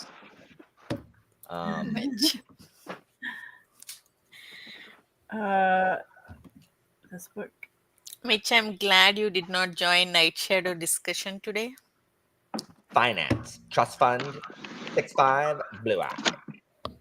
See, at least he has blue eyes this time instead of every like Fae male main character ever having like piercing green eyes, because all of them have green eyes. Yeah, and it's not like the regular green eyes; it's like the emerald green eyes. Yeah, emerald green. I wish I had more time because I would do an ACOTAR, but the problem is if I'm reading that, I'm not reading something I want to be reading. Right? Yeah. I mean, I've thought about that too. I'm like, I could go back and read. Like, I try really hard not to hate read things because I just don't think that's putting any kind of positivity anywhere. But I don't have time to read the things I like. So. Exactly. Yeah, exactly. We're all so busy with everything that Sean, it's you're like, absolutely right. I Sean's don't wanna absolutely do right. that. It's going to sell. It's going to make a mint. It'll sell more. Yeah, It'll totally. sell more than anything that's good. That makes me so upset as an author. That just makes me so mad. Finance, trust fund, I mean, 6'5", blue eyes. this is one of the reasons why I always I love when people who aren't aware of the public publishing sphere come in and think that indie authors are the ones who just couldn't get published by trad, and I'm like, dude, I like actually look at what trad is publishing and then ask us why we don't want to be associated. I will read. I will get arcs that are of amazing books, and they'll have like 4 reviews on NetGalley. Yeah. This thing right here Yep. is not out. It already has 74 NetGalley reviews. That doesn't. That's obscene. Like, that's obscenity. I mean, this just goes back to the like, you know, pulp, like popcorn entertainment stuff, because we see this on Goodreads all the time, right? The Company by KJ Parker, which is a masterpiece of literature, published by Orbit, has like 3.5 or 6 on Goodreads. Sarah J. LTQ. Maas is at like 4.45, whatever. I'm sorry, but Shadow I and don't Stone is trust. like I don't 3.5. trust any book where it's all 4 or 5 star. Well, and this See, is why when people say they like, oh, I won't read anything with less than a 4-star average on Goodreads, I'm like, dude, you're honestly avoiding most of the good stuff if that's the decision you make, because most of the stuff that stays, not all of it, but most of the stuff that stays above that just has like a rabid popular hype train. That's the only reason it's up there. Absolutely. see, some Fine. people, Everything's fine. some people just read to chill. I mean, okay, as someone who read 3 romance books last month, it was very easy to listen while Mhm. doing chores, while doing Mm. laundry, while cleaning, listening to audiobook, and you can finish it in a day. So I do understand why they sell so much and why that many people are reading them. You know what's even sadder though too is that I feel like a lot of this garbage that's being published is taking away from authors who are genuinely writing romance and romantasy and trying to do a good job, because it's got such a stigma at this point with everybody who isn't on the hype train that it's got to be frustrating for the people that are like, hey, I'm actually trying to write a good romantasy. That would be great if I wasn't like buried under all this stuff. Yeah, and I'm not trying to trash Juliette Brooks here, because, you know, but it's like I don't believe that this is your dream. Like, I do not believe that you are fulfilling your I mean, the dream is I don't know, making a lot of money by writing and publishing a book literally in less than a year. Alan, are you saying that corporate failords aren't your dream? No, and it's not hers either. Okay. Like the same thing happened with the Honey Witch. Like, these people brag. They're like, oh, I wrote it and edited it in 6 months and it was out in a year. I'm like, that's not good though. Like, that's not actually a good thing. So, I mean, I subscribe to, I don't know. I don't know. I think the only person that can produce multiple works of fiction per year and have them be of high quality is Adrian Tchaikovsky. Like, Yes. I don't know what that man, like, I just What don't. does he drink? I have no idea what his deal is. Like, Adrian Tchaikovsky, like, and there are some of his books that are better than others, right? But like, I think he has a consistent level of quality, like, across the board. Yeah, that's what I've heard. I don't think he has any terrible books. Some people hate Cage of Souls. I haven't read it yet, but you know, I don't know. Yeah, that's just it. I genuinely feel for because I'm not trying to throw shade at that people that genuinely love well-written romantasy. Like, I'm not. But the problem is there's so much just crap out there with it right now that it's become the new like Twilight knockoffs almost. And I mean, and again, like, sour grapes, man. Like, I didn't capitalize on an internet trend and have hundreds of thousands of dollars now. So joke's on me. Like, good for you. Get your bag, girl. You know, it is just frustrating that, I mean, the publishers have limited resources. Like, they have finite resources. And so I don't live in the real world where I think labors of love should be prioritized over profitability. So I understand. Like, I understand Orbit's decision. I don't have to like it. You know, I don't have to like capitalizing on. I mean, they're trying to get the biggest audience possible, and the biggest audience is on TikTok right now. So, like, I understand. I just, you know, I just don't buy it, and I don't believe it's her. She did not grow up as a little girl being like, I hope to capitalize on a TikTok trend one day and write really fast slop that incorporates literally a 6-word internet meme and make an entire book out of that. Good, Marianne. Good for you. I just know most people hate it. I have not read it. Yes, Mindlin, Mike's right. He's a colony of ants in a man's suit. Yeah, well, and I think too, it is hard as a an author who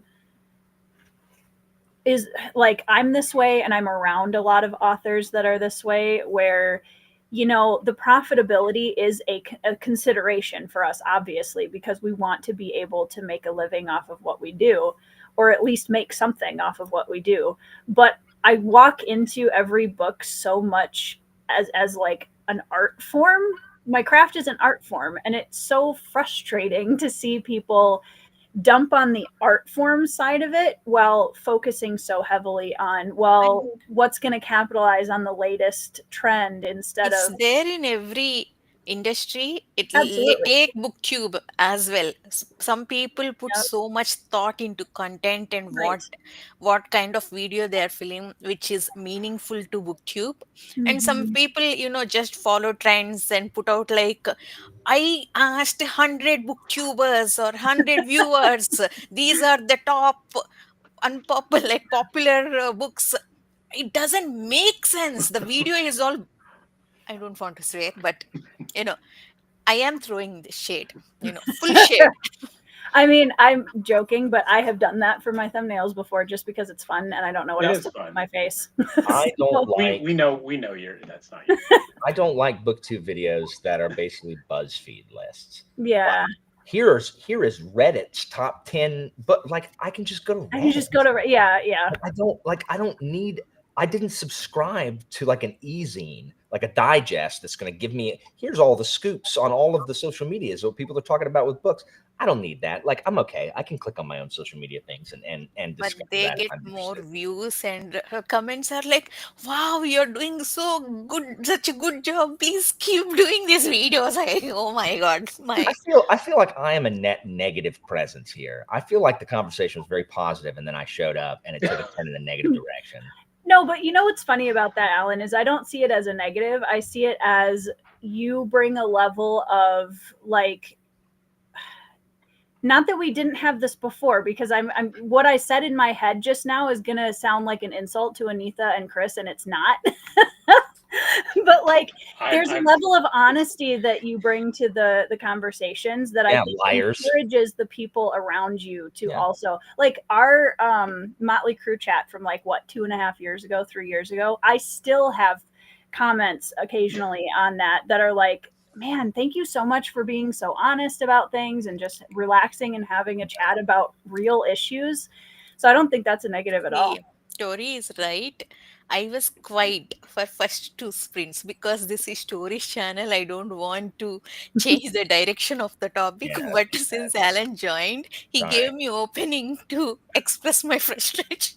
Hey, I think list videos are fine. I just don't know why people can't make their own lists. I don't know why people are making videos reporting on repeating other people's lists. Yeah, like, that's what I don't get. Like, if you want to make a list, like you want to make a top 10, a list of videos you should read or underrated fantasy books or, you know, anything like that, that's fine. We should do that. But like, Tori, like if you're just saying what Reddit's underrated fantasy books are, like, I don't understand that. Like, I why do I need you to read Reddit to me? I'll just go to work and have someone read a PowerPoint to me. These are the top 10 underrated books on Goodreads.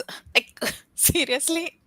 Yeah, these are the yeah, I don't know. Yeah.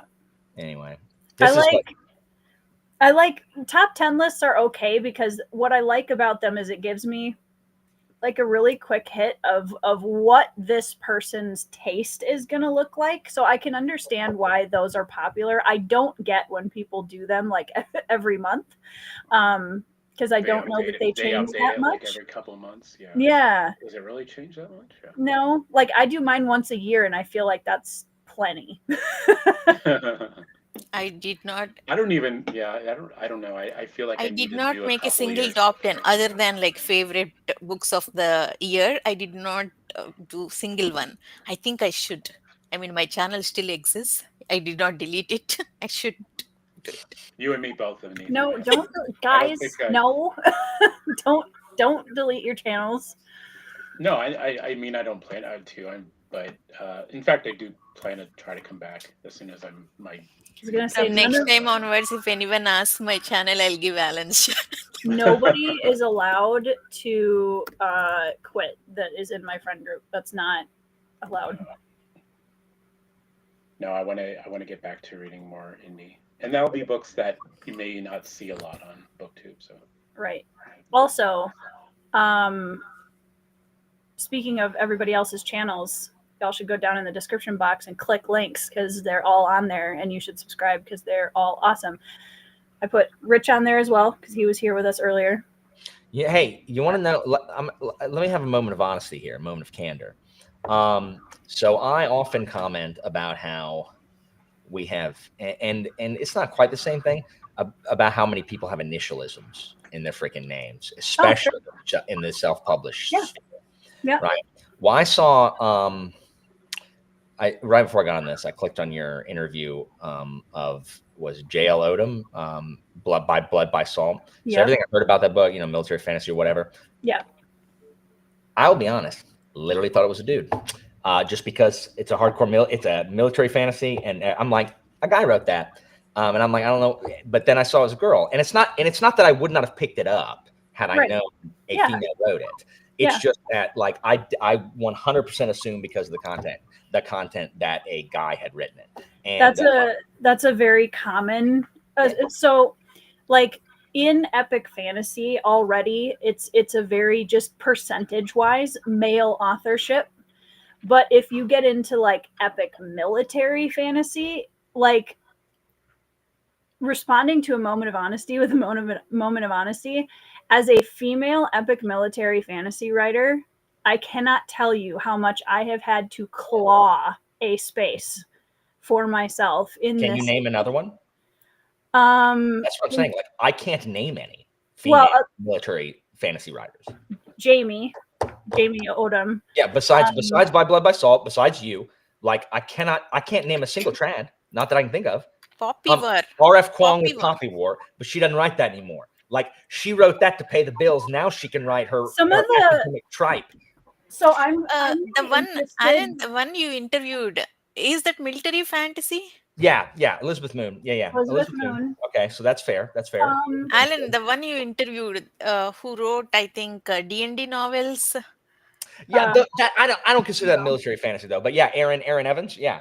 But I mean there's a lot of combat in it, and she's good at writing it. So there's. But I'm talking about like ones that deal with war, like large scale wars and the inner workings of it. This is where Janny, right, Chris? Because hers deal with a lot of like war and military kind of esque. Yeah. It's probably not the focus. It's not the focus, but yeah. She does. What about that Anna Smith Sparks book, Woman in the Sword something? Is that military fantasy? I haven't read it yet. I'm not sure. Look, I'm casting no aspersions on anything. But it's a good, it's a great point. I'm just being honest that so I understand why they do it, because some people would see that it's a female and be like, well, that can't be good. I'm not going to. I just assume that it's multiple people, and I made like kind of a tongue-in-cheek YouTube short about this a couple months ago. I actually had multiple people tell me when I was going to publish the Bloodstones, don't put your real first name on it. Because otherwise they'll know you're a woman. And I'm like, I'm sorry. No, like it is 2025. Thank you very much. I'm going to put my real name on my book because I'm proud of the fact that I write epic military and I'm good at it. And I'm not like tooting my own horn. I know that I'm a good writer enough to say that. And I'm not going to apologize for taking up space here. Thanks. In your defense, and yeah, no offense to female authors who use their initials, but No, sure, not at all. but Not in at your all. defense, I'm proud I of get you. it. I'm proud of you, Veronica, for using your name. Thank you. Thank you. I think it is hard. I think it is much harder to remember an initialized name than It it is to is. remember someone's And name. I give a huge props to my fellow sisters in epic fantasy who choose to do that because I completely understand why, and I respect them for like honestly for me it's like whatever choice you want and it is like the right name to put on your book, put it on your book, like whatever. Well, but I do feel bad that when female authors choose not to because they feel like they can't. let me ask you a question. Do you think that women in general are just less interested in war and military tactics and things like that than men are? Like I don't. Let's talk about the war game hobby, right? Like if you go to a gaming store, the war games and everything. Yeah. Let me tell you the gender that's not gathered around the table trying to play, Napoleon, Waterloo, whatever. Do you I think as a broad generalization, I'm not saying that women aren't. I'm saying that I think maybe women are just maybe less than in that aspect. Or like there's fewer. I would maybe reword it just as there are maybe fewer women who are. It's okay. In it. Have you guys remember that episode from Friends? How Ross wants his son to play with G.I. Joe doll instead of Barbie. It's the same case with girls. Actually, they were encouraged to play with Barbies instead of these manly toys. So even when they were teenagers, young adolescents, they were encouraged to pick up girly hobbies both from both parents and society. So they were actually programmed that way. So right now if we are reading, suppose in this case story and me, if we are reading military fantasy, it is we found our taste. Actually it is going against society. So that's why it is very few women in the because surely I'm not saying that women would be less adept at writing military fantasy, because women, like military historians, women, there are plenty of women historians. Mary Beard is a beast. Amazing. On the Romans, right? She's Mary great. Yeah. But it's just do you guys think that at the publishing level that a woman submitting a military fantasy would meet with greater pushback than a guy doing the same thing? To be totally 100% transparent with you, Alan, I get knocked in reviews for the same story elements that my male peers get praised for. It happens regularly. Because sorry for interrupting. Yeah, this is just curiosity at this point. Yeah, it's an interesting topic. For a female author, first of all, men who picks female authors is less ratio. So usually females who pick female authors, and the studies show that female readers prefer romance or light-hearted books. That's why they get pushed back from the publishers. Well, I think when you consider the ratio, I understand now in this generation, especially our side of booktube bubble, many male booktubers are choosing to read female books written by female authors as well, but that's not the case in general. Actually, do you think a male author submitting a fantasy romance would get the same kind of pushback? Yes. I don't know. Possible. I don't know any male. Actually, are there male authors who write? Let's start. Are there male romantic authors? I do think it's a two-sided coin, to be sure, because I think that there are certain genres that people have a higher rating of or ratio of men to women reading them. My channel honestly is a great example of this, because a couple of years ago my channel was almost 80% male viewership, and when I started talking about annotating and bullet journals and that kind of stuff, it literally evened out overnight. Shifted, yeah. So it's interesting to me because as I've started talking about different genres and branching out past mostly a focus on epic and military, I have seen a difference in my viewership ratio too. I think Matt's right. And CB, I think you're right also.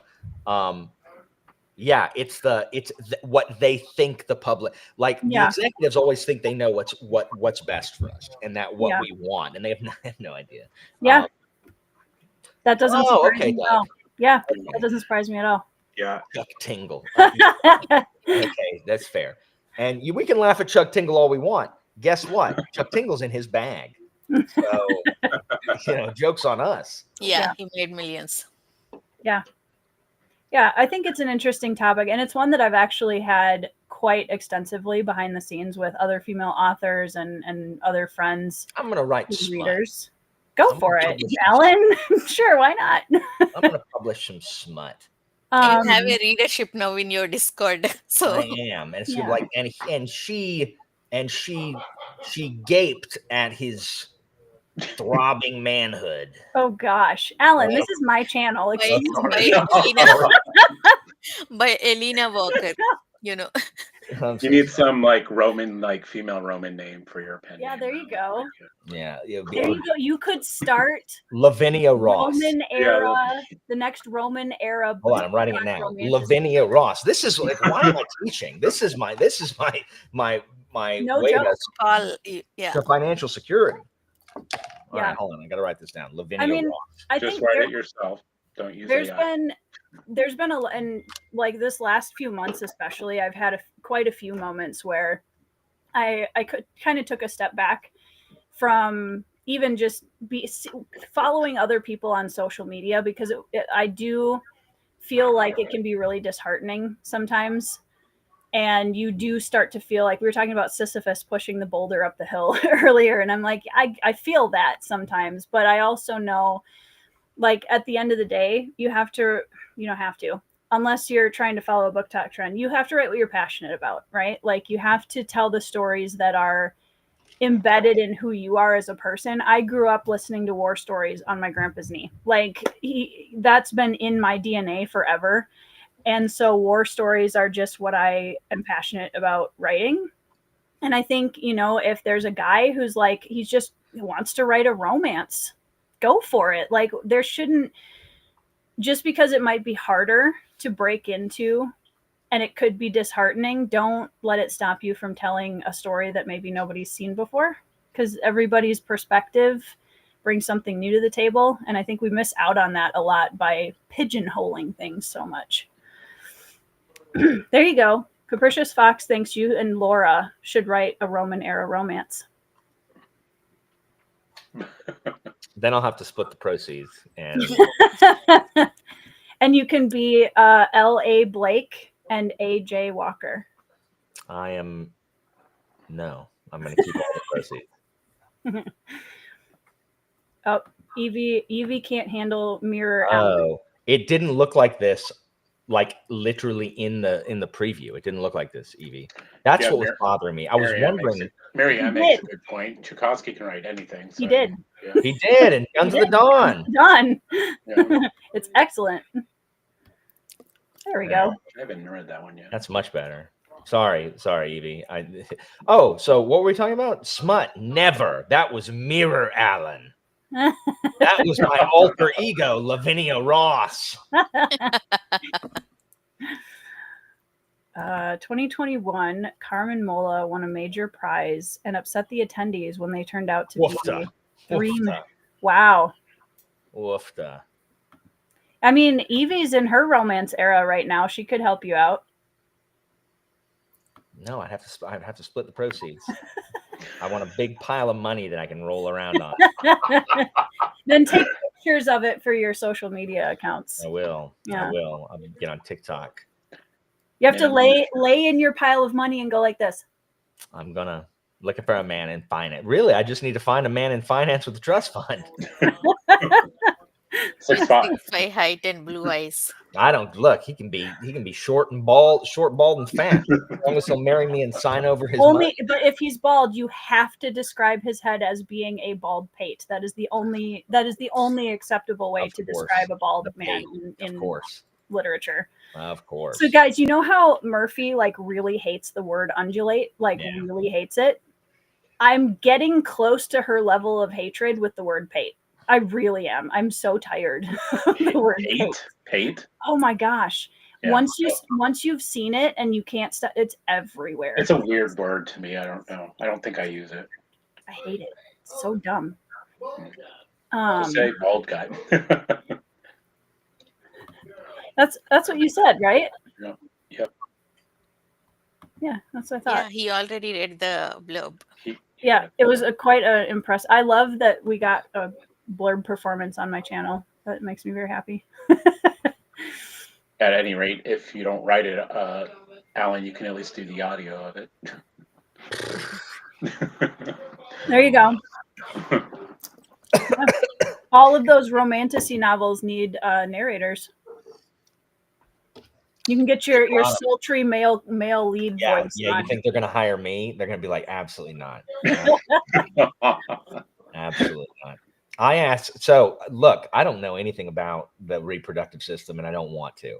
I asked Christina yesterday and she didn't know either. I said, when you have a C-section, does like how does your stomach like where does the goo go? Like, does it just ooze out? Like, do they use a vacuum? Like, because there's goo inside, right? Like goo? Are you talking about like amniotic fluid? Yes, that can be classified as a goo of some sort. So yeah, I'm just trying to figure out what goo you're referring to. My wife is extraordinarily pregnant. It is not air in there. It's not a balloon. Like when they cut it open, it's like a pop. Correct. There's goo in there. Where does that goo go? Does it just spill on the ground? No. Where does it go? I'm assuming there's some kind of suction involved. Do they hoover it? These inquiring minds want to know. Like, is that what they do? Where does the goo go? I have never attended a cesarean birth, so I don't know. Well, I know where it goes the other way. They buy Goo Gone? I don't know. Oh my word. Where does the goo go? Yeah, Marianne. There you go, Marianne. No, this is a merch opportunity. Where does the goo go? Put that on a shirt. Sounds like a very niche. It almost sounds like a kid's book, like an inappropriate kid's book. That's where the money is too. In children's books, I'm gonna write it. Hold on, children's book. Yeah. Where does the goo go?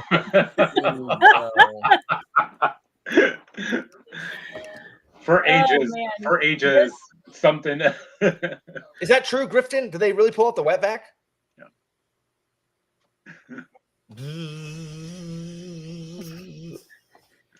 I've got to know. They take it all. They don't. It can't. It's not solid. They can't take it out. I'm assuming there's some kind of suction involved, and this is absolutely the kind of S tier content we sign up for on BookTube. Just saying. This is why you come to the reading sprints, guys.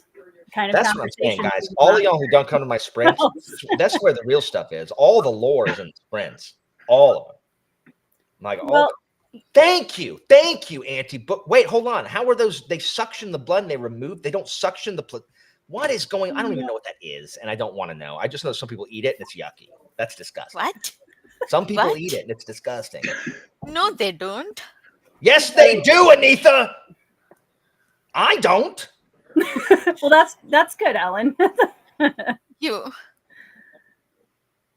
Okay, I'm sorry I brought this up. It's disgusting. I'm gonna be ill. I haven't finished my wrap.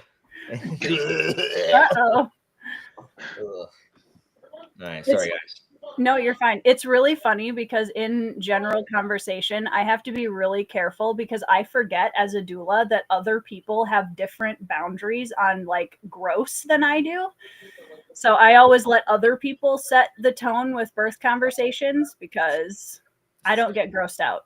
So the doctor also like always, like last time's like, hey, would you like to cut the umbilical cord? I'm like, no, like I don't even want to see it. Like, don't even don't bring that baby still attached over to me. Cut it, tie it, and then you can hand it to me. I don't want to see it. The amniotic sac and the placenta are not the same thing. There's the amniotic sac. There's the fluid with the baby in it. The placenta is like attached to. I don't know what any of the words you're saying mean, Tori. I'm just trying to answer some. Oh, okay. Don't worry about it, Alan. Right. Is it your anniversary? Yeah, that's why I have to get off when Christina gets here. Oh, happy anniversary! Yeah. Happy anniversary, It's Alan. been 6 years. 6 years. Really, congratulations, you guys. It's awesome. Yeah, I mean, and then Wednesday we have a baby, so that'll be fun. You guys excited, nervous? No, I'm not excited. No. Like, because I tell the truth. Like other people That's lie fair. and say they're excited to be poor and tired. That's fair, Alan. That's absolutely fair. Guys, I understand that I will be overflowing with love like I am for this other child. Oh crap! I didn't get the baby monitor. I don't know. Hopefully he's okay. I laid him down and didn't get the monitor, so I hope he's all right. But I mean, two things can be true at the same time, though. Like your love for the child has nothing to do with the fact that you're also tired, and it's really hard, and it's okay. Like that is okay.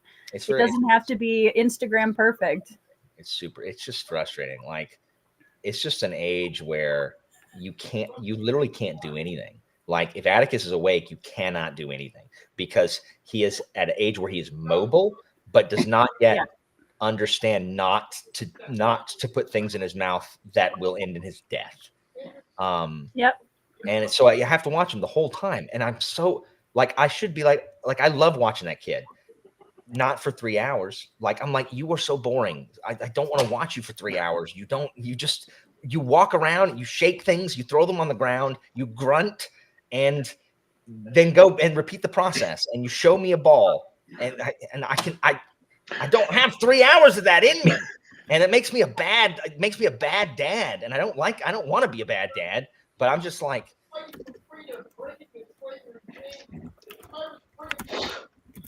someone like above a restaurant. Oh, sorry, that might be me. Oh, no worries. Anyway, Churchill or Gollum? That's the real question for me. I think they look like both. Yeah.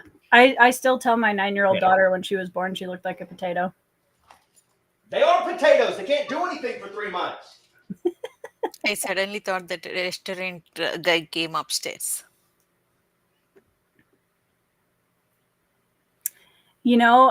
I'll go on record and just give you guys a fun trivia fact. So I've had 3 home births, and I am one of those people. So there you go. You learned something fun about me.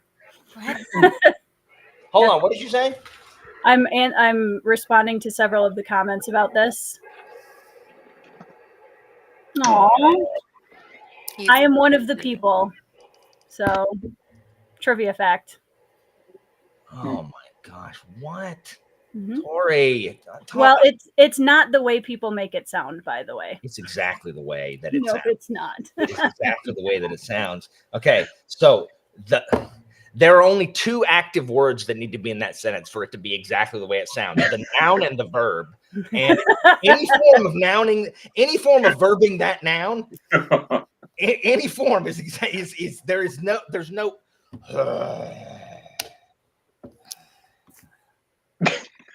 Yucky. But look, I mean, I'm not going to share details for your sake, Alan. Thank but you. It's not as gross as you're thinking it is. It's grosser than what I'm thinking. Ugh. I'm just getting, your imagination is having a great time. So did you also say you had babies at your house?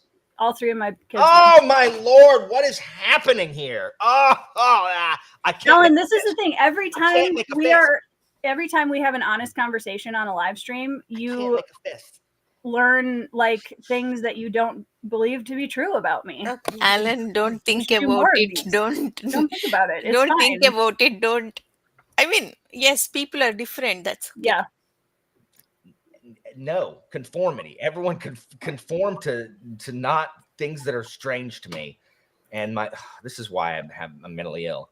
I mean, in my defense, weird to you, yes, I can understand, but home birth has been around for like a really long time. no, I get it, and I can't make a fist right now. Okay, now you make me think about it. I'm trying not to think about it. Same. I'm just enjoying the view over here. This is Please hilarious. don't talk about it. I am trying hard not to engage in the conversation. It's funny. There are no advertisers. I'm Hey, so sorry. he asked Griffin. I said it while he was gone. I'm not 7 feet tall, Evie. I'm not 7 feet tall. Where is my wife? How long does it take to vision cast? We got a new we got a new worship leader at the church, which is basically Christina's boss. And they're supposed to have a little social thing where he casts his vision for where he wants to worship and go. That thing started at 6. And I was being hyperbolic when I'm like, well, you're not getting home till 8 because ain't no one ever vision casted for a short amount of time. And lo and behold, I was wrong. My hyperbolic response was too short. Is it our anniversary, Christina, or not? I guess not.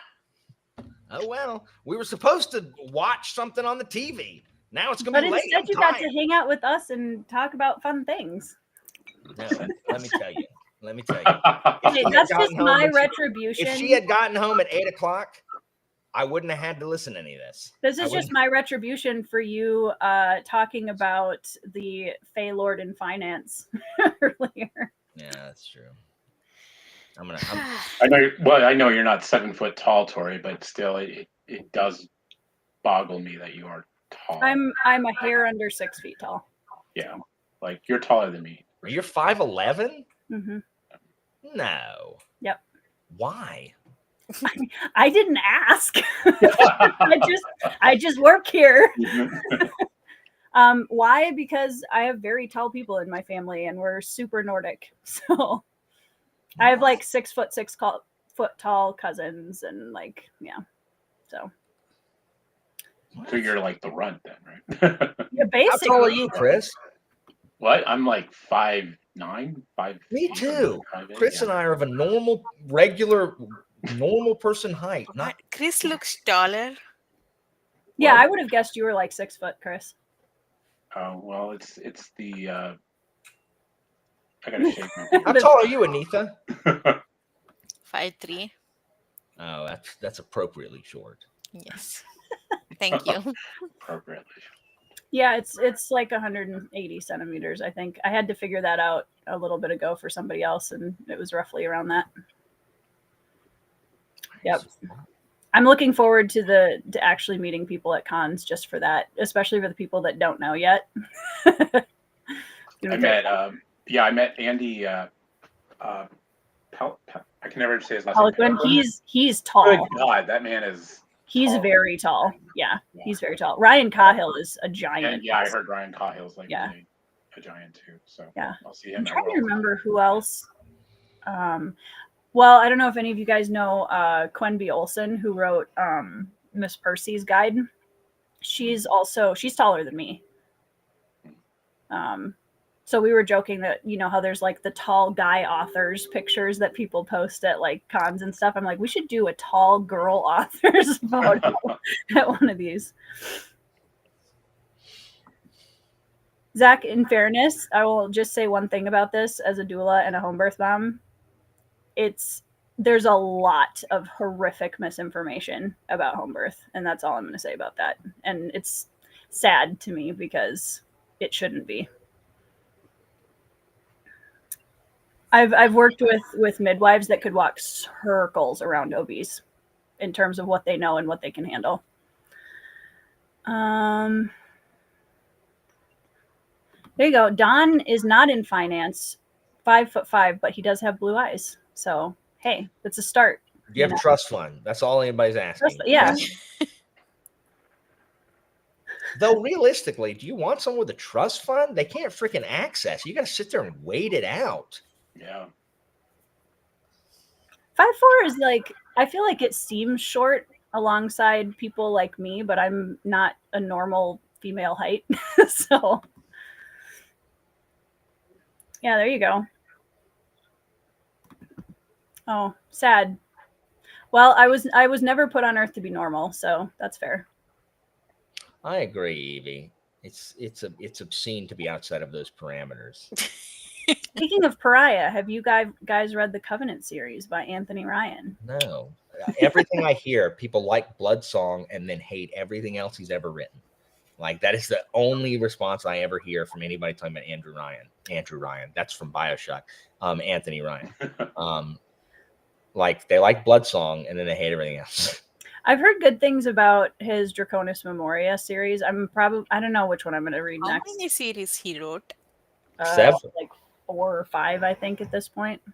Yeah, several. I just read the arc for his dystopian. Well, it's more like a post-apocalyptic thriller-esque thing. Can we get off of the romantasy, cozy fantasy trend and go back to dystopias? Like, can we go backwards? Like, remember the dystopian era? Those were fun. I love that era. I actually Maze Runner. I wrote a book around that era that I'm hoping to publish in the next couple of years. Look, dystopian's where it's at. I like it.